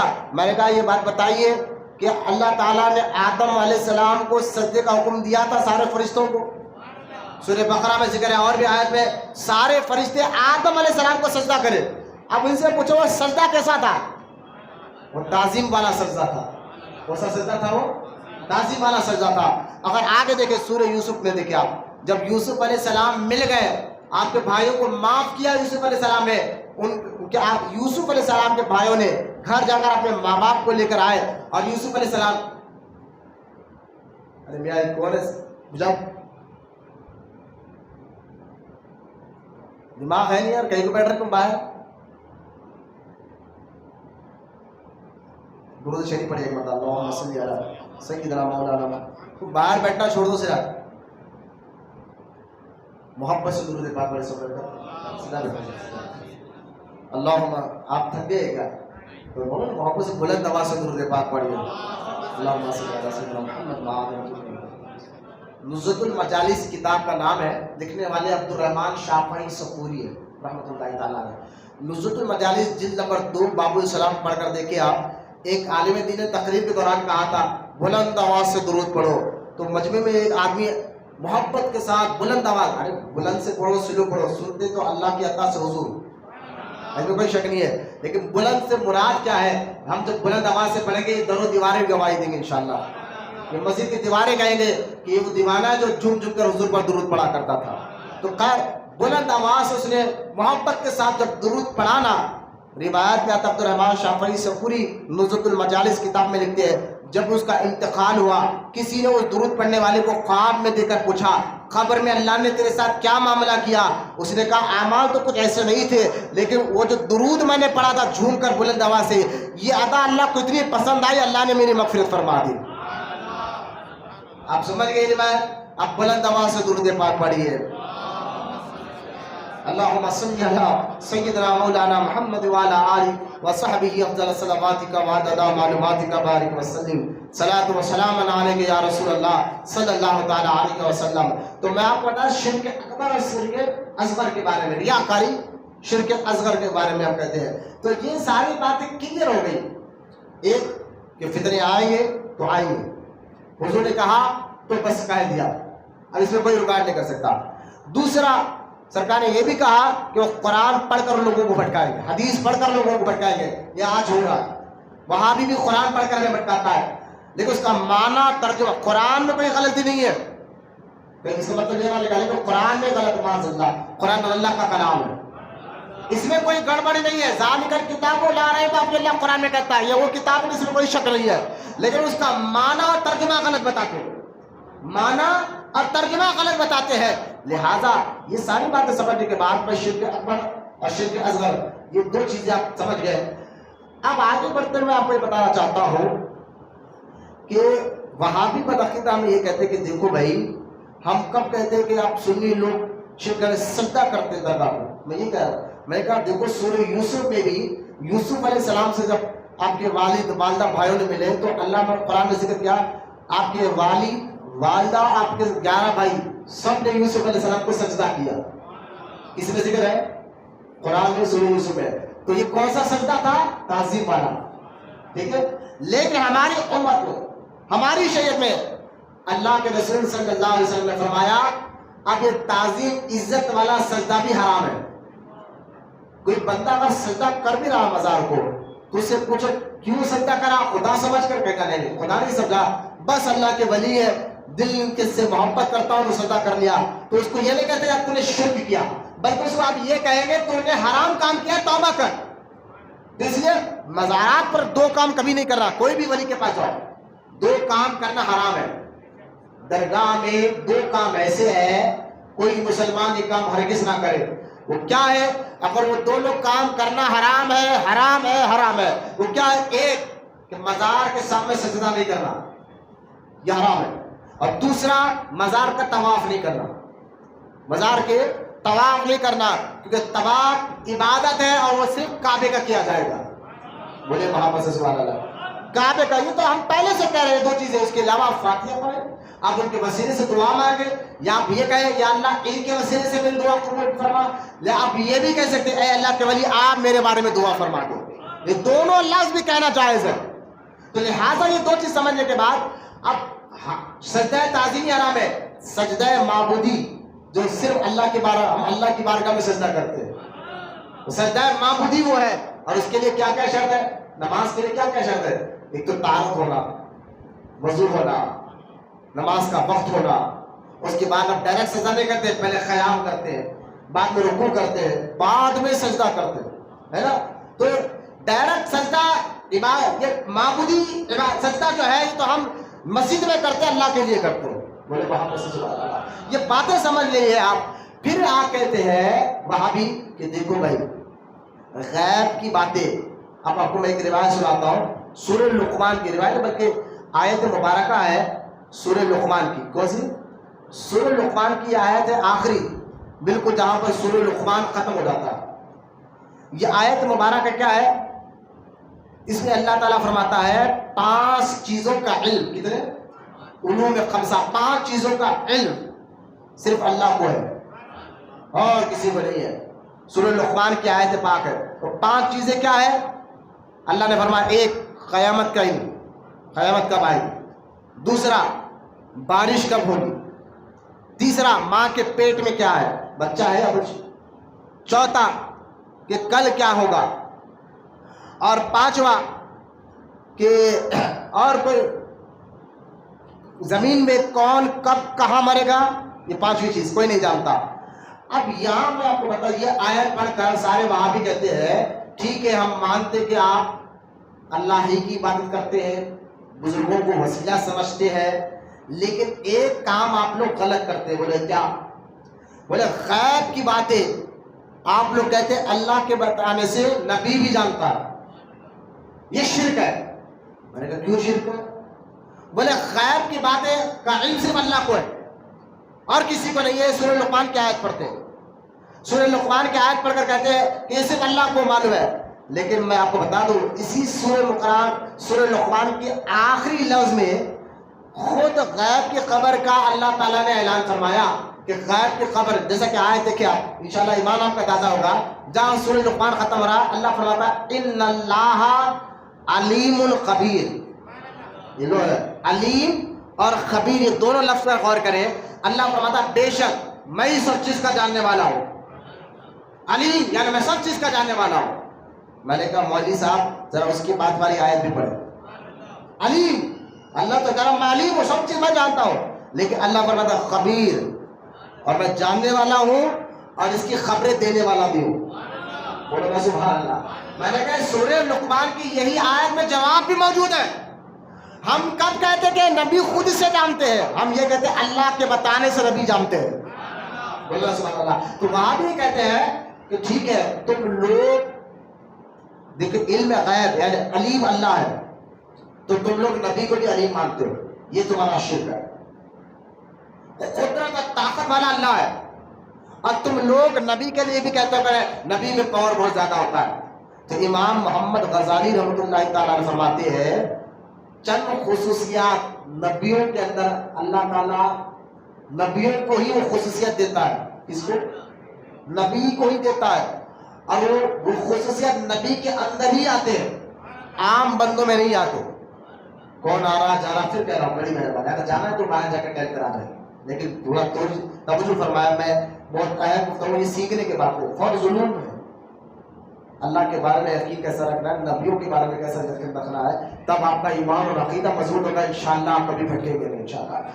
میں آپ کو بتا رہا ہوں کچھ خصوصیت اللہ تعالیٰ صرف نبیوں کو دیتا ہے، عام بندوں کو کیوں دیتا ہے صرف نبی کو؟ اس لیے کہ لوگوں کو معلوم ہو جائے کہ نبی اور عام بندے میں فرق کیا ہے. بولیے سبحان اللہ. نہیں سمجھا؟ اللہ کچھ خصوصیت کچھ اہم چیزیں صرف نبیوں کو اس لیے دیتا ہے تاکہ عام آدمی کو پتا چلے کہ نبی اور عام آدمی میں فرق کیا ہے. آپ جیسا کہ آپ اس کی ایک مثال میں آپ کو دیتا تاکہ ایک مثال دے آپ کی بات سمجھ میں آ جائے. عیسیٰ علیہ السلام جس دور میں آ کر لوگوں کو سمجھایا تو اس دور میں عیسیٰ علیہ السلام کے دور میں لوگ ایک سے ایک ڈاکٹر تھے، پڑھے لکھے تھے عیسیٰ علیہ السلام کے دور میں اور بڑی سے بڑی بیماری کا وہ علاج نکال لیتے تھے. ایسے ڈاکٹر تھے کہ بڑی سے بڑی بیماری کا علاج چٹکیوں میں نکالتے تھے. یوں سمجھیں کہ اس دور میں جو جتنا بڑا ڈاکٹر اس کی اتنی زیادہ عزت. اگر کوئی ڈاکٹر کسی بات پر ریسرچ کر کر دوا نکالتا ہے تو دوسرا ڈاکٹر اس سے اچھا ریسرچ کر کے بتاتا اور تیسرا ڈاکٹر اس سے اچھا ریسرچ کر کے بتاتا. یعنی لوگ عیسیٰ علیہ السلام کے دور میں ایک سے ایک ڈاکٹر تھے. بات سمجھ آپ؟ ایک سے ایک ڈاکٹر تھے عیسیٰ علیہ السلام کے دور میں اور ایک سے ایک بیماری کا علاج نکالے. لیکن اتنا وہ کامیاب ہو چکے تھے پھر بھی دو بیماری ایسی تھی جن کو کسی ڈاکٹر کو اس کا علاج نہیں ملا تھا. وہ دو بیماری کیا؟ ایک کوڑ کی بیماری کا علاج اور دوسرا جو ہے نابینا جو پیدائشی طور پر اندھے ہوتے نا ان کا علاج ان کو ملا نہیں تھا. اب ایسے دور میں عیسیٰ علیہ السلام آئے اور آ کر کہا میں نبی ہوں. بولنا سبحان اللہ. تو لوگوں نے کہا کہ اے عیسیٰ اگر آپ اللہ کے نبی ہے تو ہمیں کوئی ایسا کام کر کر بتائے جو عام بندہ نہ کرتا ہو صرف نبی کرتا ہو. بولنا سبحان اللہ. یہی بات امام محمد غزالی فرماتے ہیں نبیوں کو اللہ تعالیٰ عام لوگوں سے زیادہ طاقت عطا فرماتا ہے، عام لوگوں سے زیادہ قوت عطا فرماتا ہے. یہ نبی کی خاصیت ہے، نبی کی خاصیت ہے تاکہ عام آدمی میں، کیونکہ نبی بظاہر دکھنے میں انسانی ہے نا، عام انسان کی طرح دکھتا ہے. نبی کے بھی آپ معاذ اللہ نبی کوئی جن نہیں ہے، نبی کوئی فرشتہ نہیں ہے، نبی کوئی نور نہیں ہے، بلکہ آپ کی ہماری طرح دکھنے والا انسان ہی ہے. لیکن فرق کیا ہے؟ فرق یہی آپ کو سمجھتا ہے وہ ہے تو انسان نبی لیکن کوئی انسان نبی کی طرح نہیں ہوتا. بولو سبحان اللہ. کوئی انسان نبی ہے تو انسانی، ان کے بھی دو ہاتھ، نبی کے بھی دو ہاتھ، لیکن ہے انسان، لیکن دونوں میں فرق کیا ہوتا ہے کہ اللہ تعالیٰ کچھ خصوصیت نبیوں کو عطا فرماتا ہے۔ اب دیکھیں عیسیٰ علیہ السلام کے دور میں وہ دوا کبھی نکلی نہیں تھی، لیکن عیسیٰ علیہ السلام نے کہا میں اللہ کا رسول ہوں، میں نبی ہوں، میری بات مانو۔ لوگوں نے کہا ثبوت کیا ہے؟ آپ اللہ کے نبی ہے، رسول ہے، اس کا دلیل کیا ہے، ثبوت کیا ہے؟ تو عیسیٰ علیہ السلام نے فرمایا دیکھو تمہاری ریسرچ ہے نا، ایک سے تمہارے اندر ڈاکٹر ہے، لیکن دو بیماریوں کا علاج آج تک تم نہیں نکال پا۔ بولے کیا؟ ایک تو کوڑ کی بیماری کا علاج، دوسرا ماں پیٹ ہندوں کا علاج۔ عیسیٰ علیہ السلام نے فرمایا میں نبی ہوں، اس بات کا ثبوت یہ ہے کہ میں ہاتھ لگاتا ہوں تو ماں پیٹ اندھوں کو اللہ روشنی دے دیتا ہے۔ بولنا سبحان اللہ۔ سورہ آل عمران میں ذکر موجود ہے 3 پارے میں، عیسیٰ علیہ السلام ماں پیٹ اندھوں کو ہاتھ لگا رہے تو روشنی آ جائے، کوڑ کی بیماری والوں کو ہاتھ لگا رہے تو اللہ ان کو شفا دے دیتا۔ تو جب لوگوں نے دیکھا یہ بیماری کا علاج آج تک ہم نے نہیں نکالا، یہ کر کر بتا رہے ہیں، تو لوگوں نے سمجھ گئے ہاں یہ نبی ہے۔ بولے نا سبحان اللہ۔ تو کچھ خصوصیات جو ہے اللہ تعالیٰ نبیوں کو دیتا ہے عام بندوں سے ہٹ کر۔ بولے نا سبحان اللہ۔ اسی طرح علم یہ ایک ایسی خصوصیت ہے جو اللہ تعالیٰ نبی کو ضرور دیتا ہے۔ بولے محمد سے سبحان اللہ۔ امام محمد غزالی فرماتے ہیں نبیوں کی فطرت اور عادت اور مزاج میں اور نبیوں کی خصوصیت میں علم بھی ایک اہم چیز ہے۔ بولو نا سبحان اللہ۔ یہ باتیں مدرسے میں درس کے دوران جب میں نیچے اتر کے آپ کو سمجھا رہا ہوں تاکہ عام ذہن کا بندہ بھی میری بات کو سمجھے، میں آپ کو بتا رہا ہوں علم سے مراد علم غیب۔ امام محمد غزالی کہتے ہیں یہ تو اللہ پاک، امام محمد غزالی فرماتے ہیں یہ تو اللہ تعالیٰ علم غیب، علم تو نبیوں کی خصوصیت میں رکھا ہے، ان کی مزاج میں رکھا ہے۔ وہی نبی وہی ہوتا ہے جو کل کی خبر دے۔ بولو نا سبحان اللہ۔ آپ کو معلوم ہے نبی کا معنی ہی ہوتا ہے غیب کی خبر دینے والا۔ بولو نا سبحان اللہ۔ اگر ہم نبی کا معنی دیکھیں تو نبی کا معنی اور مطلب ہی غیب کی خبر دینے والا ہے۔ تو آج یہ کہنا کہ نبی کو غیب کی خبر نہیں ہے، میں نے کہا قرآن کی بولے شرک ہو جائے گا۔ میں نے کیسے شرک ہوگا؟ پہلے تو نبی کا معنی بتائیے آپ۔ نبی کا لفظ جو نا نور با یا نبی، اس کا لفظ عربی ہے جس کا معنی اردو میں آپ پڑھیں، نبی کا معنی ہے غیب کی خبر دینے والا۔ میں نے کہا نبی کا معنی ہی غیب کی خبر دینے والا ہے۔ اچھا یہ معنی کافر سمجھ گئے تھے حضور کے دور میں، اس لفظ کا معنی کافر کو سمجھ میں آ گیا تھا، اور آج کے دور میں وہابیوں کو سمجھ میں نہیں آ رہا۔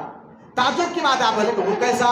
حضور کے دور میں کافروں کو نبی کا معنی معلوم تھا، اور آج کے دور میں اپنے آپ کو مسلمان بننے والے وہابیوں کو اس کا معنی نہیں معلوم ہو رہا۔ میں نے کہا دیکھو تاریخ پڑھ کر دیکھو، ابو جہل جو حضور کا سب سے خطرناک دشمن، حضور نے فرمایا یہ میری امت کا فرعون ہے، اتنا خطرناک دشمن حضور کا۔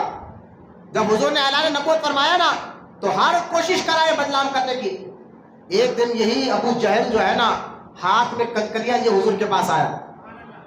یہ واقعہ آپ نے بار بار سنا ہوگا، میں آپ کو بتانا یہ چاہتا ہوں کہ ابو جہل کو معلوم تھا کہ نبی کا معنی کیا ہوتا ہے، نبی کا مطلب ہے کافر، ہے مشرک، لیکن اس کو معلوم تھا نبی کہتے ہی اس کو ہے جو غیب کی خبر بتا دے۔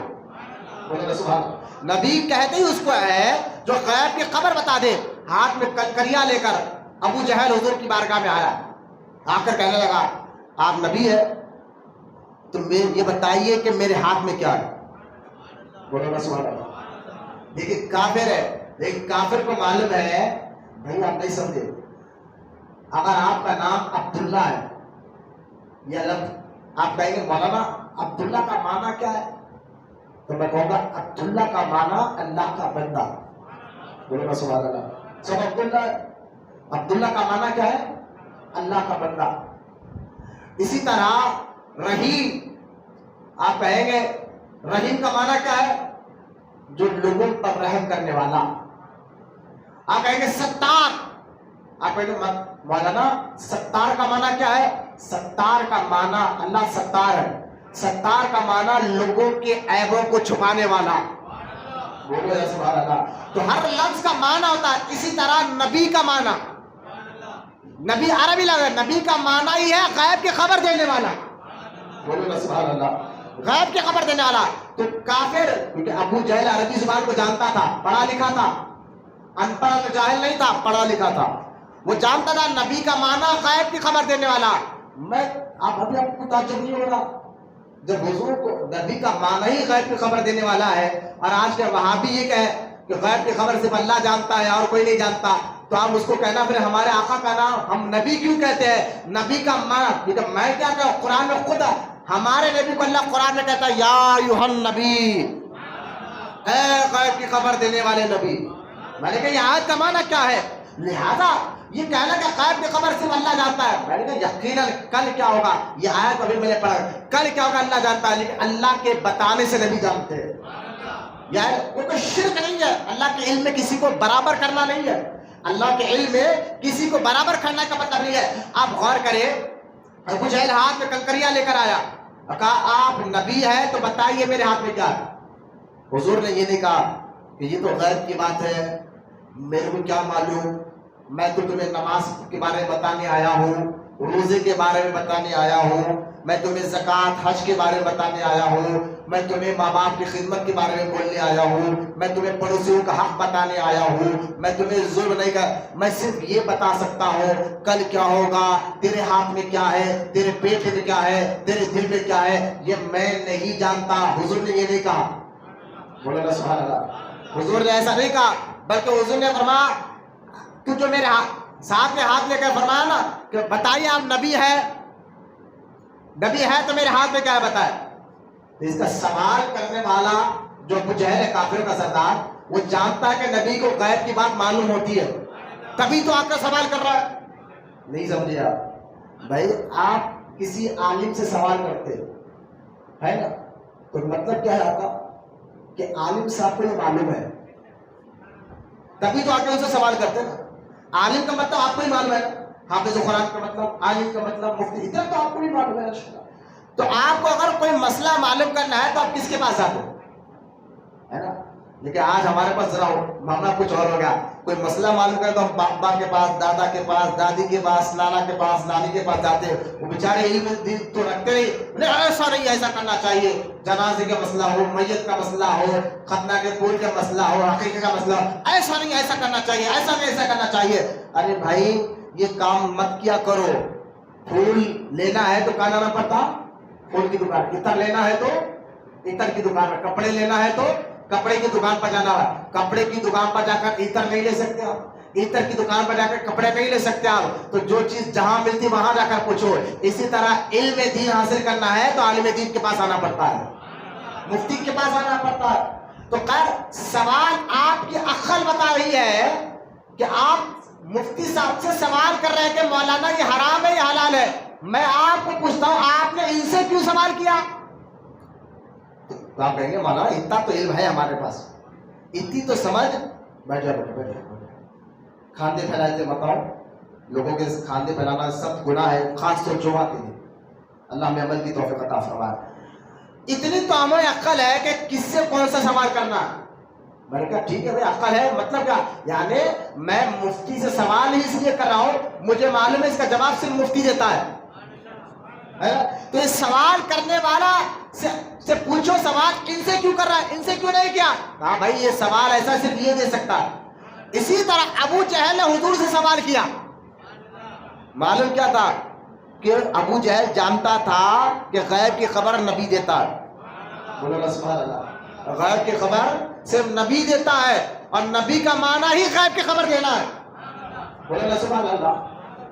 یہ اپنے آپ کو نبی کہہ رہے ہیں تو چلو اس غیب کی خبر ان سے پوچھ لیتا ہوں. ہاتھ میں کنکریاں لے کر آیا، کہا بتائیے میرے ہاتھ میں کیا ہے. حضور نے فرمایا میں بتاؤں کہ تیرے ہاتھ میں کیا ہے یا وہ خود بتائے کہ تیرے ہاتھ میں کیا ہے؟ بولو نا سبحان اللہ. وہ بڑا خوش ہوا. اچھا آپ نے بتائیں گے لیکن میرے ہاتھ میں جو چیز ہے وہ خود بتائیں گے آپ کیا ہے؟ فرمایا ہاں وہ خود بتائے. ابو جہل خوش ہو گیا. بولیے بولیے میرے ہاتھ میں جو ہر چیز ہے وہ اس سے بولنے لگا. یہ حضور نے ایک نظر ڈالی اس کے ہاتھ پر. بولو نا سبحان اللہ. اس کے ہاتھ پر نظر ڈالی تو ہاتھ میں کنکریاں تھے، پتھرے تھے. اسی کنکریوں کے اندر سے لا الہ الا اللہ محمد رسول اللہ کی آوازیں سنائی دینے لگی. بولو نا وہاں پر سے سبحان اللہ. یہ کہنے گا یہ اللہ کے علاوہ کوئی عبادت کے لائق نہیں، یہ تو محمد رسول اللہ اللہ کے رسول ہے علیہ الصلوۃ والسلام۔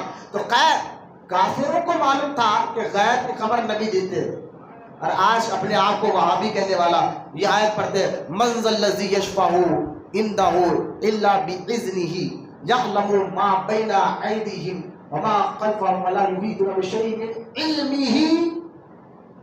آیت الکرسی ہے، آیت الکرسی سے بشیء من علمہ، ہر شے کا جاننے والا عالم اللہ ہے۔ میں نے کہا مولوی صاحب آگے پڑھو، بشیء من علمہ کے آگے پڑھو، ذرا آگے پڑھو، یہاں تک مت رکو، یہ آدھا قرآن مت سناؤ لوگوں کو۔ آگے کیا ہے؟ کہا بشیء من علمہ الا بما شاء، میں نے کہا یہ پڑھو الا بما شاء، اللہ جو فرما بشیء من علمہ، ہر چیز کی خبر مجھے ہے، لیکن آگے اللہ فرما الا بما شاء، اور میں جسے چاہتا ہوں بتاتا ہوں۔ بولو اللہ سبحان اللہ۔ یہ آیت الکرسی تو ہر ایک کو یاد رہتی ہے۔ میں کہہ رہا ہوں یہ آیت الکرسی میں جب بشیء من علمہ، بے شک ہر چیز کا جاننے والا اللہ ہے، آگے پڑھ کرو الا بما شاء، اور اللہ کہتا میں جسے چاہتا ہوں بتاتا ہوں، میں جسے چاہتا ہوں بتاتا ہوں۔ میں نے کہا یہ آیتوں میں جواب ہے بھائی، تو غیب کی خبریں یہ دیکھا ہم کہتے ہیں غیب ہے۔ اسی طرح آپ دیکھیے، آپ بالکل 5 منٹ رہ گئے ہیں اور بالکل توجہ کے ساتھ 5 منٹ میں بات ختم کر رہا ہوں۔ وہ یہ ہے کہ ہمیں کہا جاتا ہے مدد صرف اللہ کرتا ہے۔ میں نے آپ کو یہ سارے جمعہ میں بیان کر دیا ہو علم غیب کے بارے میں، حضور نے کل کیا ہوگا بتایا ہے۔ فرق یہ ہے کہ اللہ خود سے جانتا ہے اور نبی اور ولی اللہ کے بتانے سے جانتے ہیں۔ اللہ کا علم ذاتی ہے، یوں سمجھے آپ، نبیوں کا علم عطائی ہے، ٹھیک ہے؟ یہ تو اس میں شرک نہیں ہوگا۔ آپ کہیں گے ذاتی عطائی کا فرق آپ نے کہاں سے نکالا؟ یہ قرآن سے نکالا۔ میں نے کہا وہ کہاں ہے؟ میں نے کہا یہ تو کہا نا بشیء من علمہ الا بما شاء، ہر چیز کا جاننے والا ہے اللہ ہے، لیکن الا بما شاء، اللہ جسے چاہتا ہے اس کو بتا بھی دیتا ہے کل کیا ہوگا، پرسوں کیا ہوگا۔ میں نے کہا ایک مولوی صاحب وہابی تھے، وہ جلسہ رکھا اچانک بولے نہیں یہ جلسہ کینسل ہے، کل میدان میں نہیں مسجد میں ہوگا۔ ہم نے کہا جناب آپ کل جلسہ میدان میں رکھے تھے، اچانک مسجد میں کہیں کو رکھے؟ نہیں بولے نہیں حضرت، وہ محکمہ موسمیات موسم دیکھنے والے محکمے نے بتایا کہ کل بارش ہونے والی۔ میں نے کہا ابھی تو آپ کہہ رہے کل کیا ہوگا اللہ جانتا ہے، ابھی آپ کو کیسا سائنس پہ یقین آ گیا کہ بارش ہونے والی ہے، مسجد میں ہم جلسہ رکھیں گے؟ تو میں نے کہا یہ باتیں چھوڑو، یہ جو قرآن میں اللہ کہتا ہے کل کیا ہوگا اللہ جانتا ہے، یقین جاننے والا اللہ ہی ہے، ہم کب کہتے ہیں، لیکن اللہ تعالیٰ بتانے سے نبی بھی جانتے ہیں۔ میں نے کہا کہ مدارج نبوہ میں حدیث ہے، جنگ بدر مسلمانوں کی سب سے پہلی جنگ، جو اسلام کی بنیاد والی جنگ، 313 مسلمان 1000 دشمن، جب وہ مسلمانوں نے حضور کا بھرپور ساتھ دیا، ہمت دی، تو اللہ کے رسول علیہ السلام نے فرمایا اچھا تو اللہ پر رسول پر اتنا یقین ہے، تب کل کیا ہوگا؟ جنگ کل ہونے والی ہے۔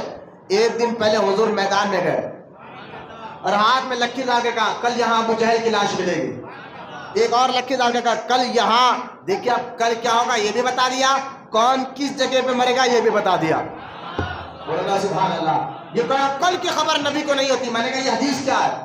کل کون ابو جہل کا مرے گا وہ بھی بتایا، اور یعنی کل کیا ہونے والا ہے، ابو جہل مرنے والا ہے وہ تو نے بتا دیا، اور لکیر ڈال کر بتایا اسی جگہ پہ مرے گا۔ بولو سبحان اللہ۔ اتبا کا مرے گا، شیبہ کا مرے گا، یہ سارے حدیثیں موجود ہے۔ آپ دیکھیں صحیح بخاری میں حدیث بات ہے، ماں کے پیٹ میں کیا اللہ جانتا ہے؟ میں نے کہا یقین اللہ جانتا ہے، لیکن اللہ کے بتانے سے نبی رسول بھی جانتے ہیں۔ وہ کیسا؟ میں نے کہا صحیح بخاری میں حدیث ہے، جب ماں کے پیٹ میں 4 مہینے کا حمل ہوتا ہے نا، کتنے مہینے کا؟ بیٹھ جائے اور تمہارا ساتھ والے رہ کے سرکتا کرے تو کیسا؟ بیٹھو، ارے سوئے تو کہیں بھی جائے، پردے کے پیچھے کیا دیکھ رہے بھیجا، کیا دیکھ رہے؟ درود شریف پڑھیں، اللہم صلی علی سیدنا مولانا محمد معدل الجود والکرم وعلی آلہ وصحبہ وسلم۔ اللہ ہمیں وظیفوں کا ادا کرنے والا بنا۔ میں پھر کہہ رہا ہوں، بیان میری تقریر کی عزت نہیں، قرآن اور حدیث کی عزت ہے۔ یہ عزت قرآن اور اللہ کے کلام کی ہے، رسول پاک کی حدیث پاک کی عزت ہے۔ آپ جب تک یہ محفل کا ادب ہے. جب تک آپ ادب سے نہیں بیٹھیں گے تب تک اس قرآن حدیث کی روشنی آپ کے دل میں نہیں جگے. اس لیے آپ دیکھ رہے مولانا بہت اچھی تقریر کر رہے تھے, باہر نکل کے آپ پوچھو بہت اچھی تقریر ہے, اچھا کیا بولا آپ نے وہ یاد نہیں ہے. تو کیوں؟ کیونکہ ہمارا ذہن یہاں بیٹھے ہوئے ہیں, ابھی کارخانے کا ٹائم ہو رہا ہے, کام کریں گے, ہوٹل میں بیٹھ کے یہ بولنا ہے, دوست کو یہ بولنا ہے, فلاں کو یہ بولنا ہے, فلاں کو یہ کرنا ہے, چپل ہے کہ نہیں, گاڑی ہے کہ نہیں. یہ ذہنیت رہ گئی ہمارے مسلمانوں کے اندر. خالی مسجدوں سے محبت ختم ہو رہی ہے, قرآن حدیث کا ادب ختم ہو رہا ہے. روڈیوں کی عزت ہو گئی ہے بھائی, پہلوانوں روڈیوں میں, گلی سے روڈی گزر جائے, پہلوان گزر جائے, او صاحب, یہ کھڑے ہو جائیں گے عزت کرتے ہوئے, صاحب جا رہے. اور اسی مسجد سے صحیح سنی عقیدہ والا عاشق رسول امام جائے, اس کو دیکھ کر منڈی پلٹائیں گے. حدیث میں حضور نے فرمایا اللہ نے جن کو عزت دی تم ان کو عزت دیا کرو, اللہ نے جن کو عزت دی تم ان کو عزت دیا کرو, اللہ تمہاری عزت کو بلند کر دے گا. اور جن کو اللہ نے ذلت دی ہے اگر تم ان کی عزت کرو گے تو اللہ تمہیں بھی ذلیل کر دے گا. یہ ہو گیا یار, عزت والے بندوں کی عزت نہیں رہی, روڈیوں, پہلوانوں, سودخوروں, لیڈروں کی عزت رہ گئی ہے. اللہ ہمیں مسجدوں کی عزت کرنے والا بنا, جگہوں کی عزت کرنے والا بنا ہے, مسجد کے آداب رکھنے والا بنا ہے. مسجد میں بیٹھ کر ادھر ادھر دیکھنا, دنیاوی باتیں کرنا یہ عام ہوتے جا رہا ہے. یہاں تو یہاں مسجد نبوی میں جیسے مقدس شہر میں بھی جو ہے لوگ فوٹو میں وقت گزار رہے, پہلے آڑے ٹیڑے لمبے کر کر. اللہ ہمیں سمجھنے کی توفیق عطا فرمائے. تو بعد میں ختم کرتے ہوئے بات یہاں بتانا نہیں چاہ رہا ہوں, علم غیب اللہ کو ہے لیکن اللہ کے بتانے سے نبی بھی جانتے ہیں. یہ کئی دلائل ہے. میں حدیث ماں کے پیٹ میں کیا اللہ جانتا ہے, میں نے کہا حدیث پاک پڑھو کہ جب 4 مہینے کا حمل ماں کا, عورت کا حمل ٹھہر رہتا ہے 4 مہینے, اس لیے 4 مہینے کے حمل کے بعد حمل کو گرانا قتل کے برابر ہے. جب ماں کے پیٹ میں حمل 4 مہینے کا ہو جاتا نا, اس کو گرا دینا یہ قتل کے برابر جرم ہے. تو خیر 4 مہینے کا جب حمل ہو جاتا ہے تو فرشتہ, اللہ کے حکم سے ایک فرشتہ اس کی ماں کے پیٹ کے پاس آتا ہے اور آ کر کہتا ہے اس کا نام کیا ہوگا, یہ کب تک جیے گا, یہ کب تک مرے گا, کیا کیا کرے گا, کیا کھائے گا, کیا پیے گا, لڑکا ہے لڑکی ہے, وہ فرشتہ سب اللہ کے حکم سے ایک کتاب میں لکھ لے گا. میں نے کہا مجھے بتائیے, صحیح بخاری میں حدیث پاک ہے کہ ایک فرشتے کے معلوم کہ ماں کے پیٹ میں کیا ہے, اللہ کے بتانے سے. تو فرشتوں سے بڑا مقام میرے آقا اور مولا حضور صلی اللہ علیہ وسلم کا ہے. غلاموں کا یہ عالم ہے تو آقا کا عالم کیا ہوگا. میں وہاں تک کہا جاؤں, اللہ اس کے رسول کے بتانے سے یہ مزاروں میں لکھنے والے یہ غوث اعظم بھی غیب کی خبریں بتایا کرتے تھے, غریب نواز بھی غیب کی خبریں بتایا کرتے تھے. ورنہ وقت نہیں ہے میں نکال کر بتاتا کہ کتنی باتیں واقعات سناتا, میرے ذہن میں آئے. لہٰذا انشاءاللہ اللہ کے علاوہ غیر سے مدد مانگنا شرک ہوتا. لوگ کہتے نا شرک تمہارا یہ ہے کہ اللہ کو چھوڑ کر غیر سے مدد مانگتے ہو. میں نے کہا ٹھیک ہے, ہم جس دنیا میں ہیں نا, یہ دنیا عالم اسباب کا عالم ہے. اس دنیا کیا ہے, عالم, بالکل یہ بات آخری جملہ کہہ کر بات ختم کرو, عالم اسباب. یعنی دنیا میں جو بھی ملے گا ذریعے سے ملے گا. بارش اللہ برساتا ہے, ذریعہ ابر کو بنا دیتا ہے. بھوک اللہ مٹاتا ہے, ذریعہ پانی کو بنا دیتا ہے. پیاس اللہ مٹاتا ہے, ذریعہ پانی کو بنا دیتا ہے. اسی طرح مشکل اللہ ہی ہٹاتا ہے, ذریعہ غوث و خواجہ کو بنا دیتا ہے. پیر مہر علی شاہ رحمۃ اللہ تعالی علیہ کے بہت آخری بات سمجھا کر بات اپنی پیاری بات کہی تھی. پیر مہر علی شاہ جن کا مزار پاکستان میں, اور اتنے بڑے بزرگ ہیں مہر علی شاہ جس نے قادیانی کو بیچ میدان میں بھگایا تھا. ہاں بولو سبحان اللہ. اللہ ان بزرگوں کے وسیلے سے ہمارے دین اور عقیدے کو مضبوط کرے. مہر علی شاہ رحمۃ اللہ تعالی علیہ قادیانی کو چیلنج کیا تھا اور اس چیلنج میں وہ آیا نہیں. چیلنج بھی کیسا تھا جانتے ہیں, انگریزوں کے کہنے پر غلام احمد قادیانی نبوت کا دعویٰ کرنے لگا, گاؤں پہ گاؤں بگڑنے لگا. تو غلام احمد قادیانی کو پیر مہر علی شاہ نے کہا تھا تو بھی میدان میں آ, میں بھی میدان میں ہوں. اگر تو معاذ اللہ نبی ہے تو تیرے کہنے پر پین خود بخود اٹھ کر لکھنا شروع کر دے, ورنہ میں تو نبی نہیں, نبی کے غلاموں کا غلام ہوں. میرے کہنے پر پین خود بخود لکھے گا. یہ کہنا تھا. میدان میں مہر علی شاہ آئے, 30,000 کا مجمع تھا, لیکن اس میدان میں غلام احمد قادیانی نہیں آیا. تب 30,000 لوگوں کا ایمان محفوظ ہو گئے. مہر علی شاہ سے بڑے بزرگ ہے. پیر مہر علی شاہ رحمۃ اللہ تعالی علیہ ایک بار ریلوے اسٹیشن پر بیٹھے ہوئے تھے, تسبیح ہاتھ میں تھی. مریدین, کیونکہ حدیث پاک میں آتا ہے نا, حضور نے فرمایا اللہ کا ولی ہوتا ہے جس کو دیکھنے سے خدا یاد آتا ہے. مریدین گھیرے ہوئے تھے. ایک انگریز اسٹیشن پہ اترا, دیکھا کہ ایک بوڑھے بابا بیٹھے ہوئے ہیں, لوگ گھیرے ہوئے ہاتھ باندھ کر. اس نے کہا یہ کون ہے؟ کہا یہ بہت بڑے اللہ کے ولی ہے. وہ انگریز تھا, انگریز. وہ کچھ چھٹیاں بنا کر واپس اپنی ڈیوٹی پر آ رہا تھا, پسٹول وغیرہ ساتھ تھا. قریب گیا, قریب جا کر دیکھا, چہرہ دیکھا, کہا ہاتھ میں تسبیح دیکھا, پیر مہر علی شاہ کے ہاتھ میں تسبیح پڑھ لیتے بیٹھے. اس نے کہا بابا, وہ انگریز کہہ رہا ہے بابا یہ آپ کے ہاتھ میں کیا ہے؟ مہر علی شاہ نے فرمایا, اس کو دیکھا چہرے تو انگریز ہے. آپ نے فرمایا یہ تیرے ہاتھ میں کیا ہے؟ بولو نا سبحان اللہ. تو اس انگریز نے کہا بابا یہ میرا ہتھیار ہے, انگریز گورنمنٹ نے مجھے دیا. تو آپ نے پیر مہر علی شاہ نے فرمایا یہ میرا ہتھیار ہے.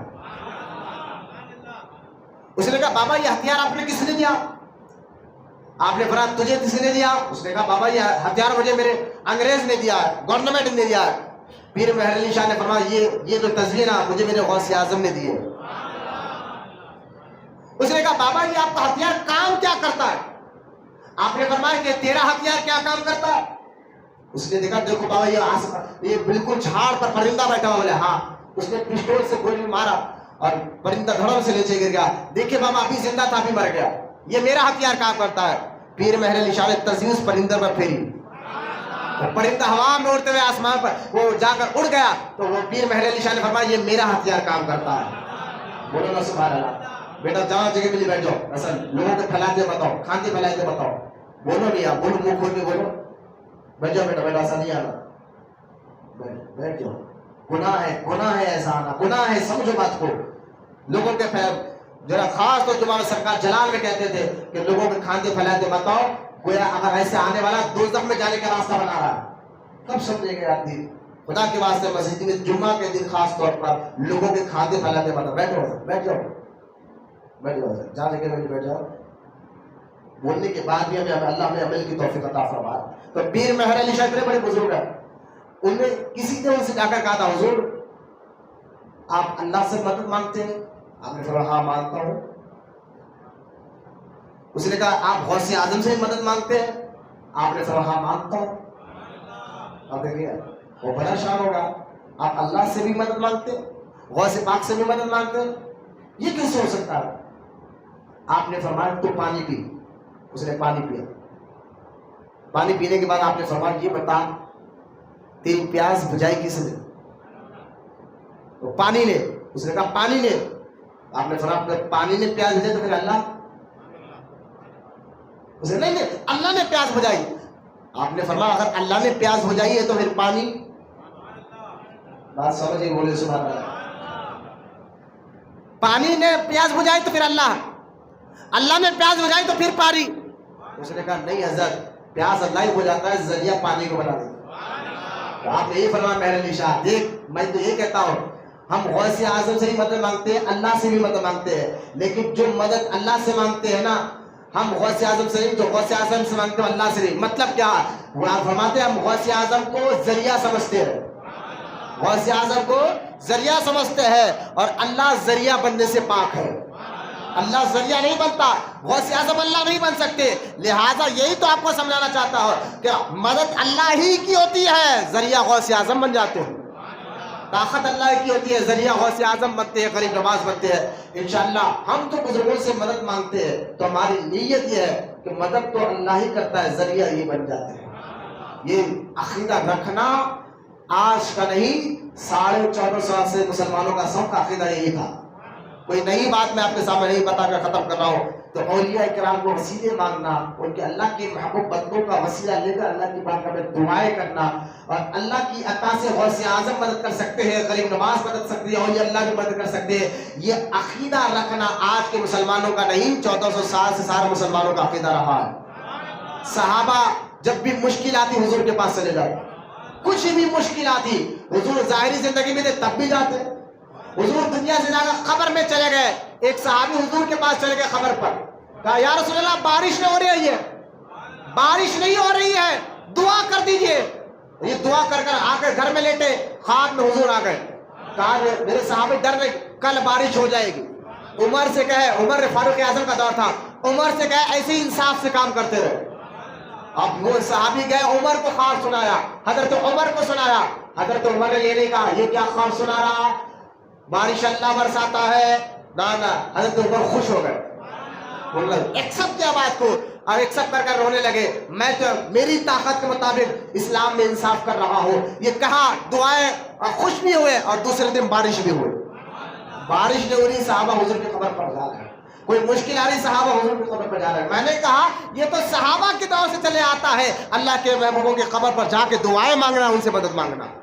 یہ آج کے دور کا نہیں رہا. اللہ کی بارگاہ میں دعا, اللہ ہم تمام کو کہے جو سننے سے زیادہ عمل کی توفیق عطا فرمائے. شرک کا صحیح مفہوم میں نے کوشش کی مولا عوام کو بتانے کی, اس پہ عمل کرنے سمجھنے کی توفیق عطا فرمائے.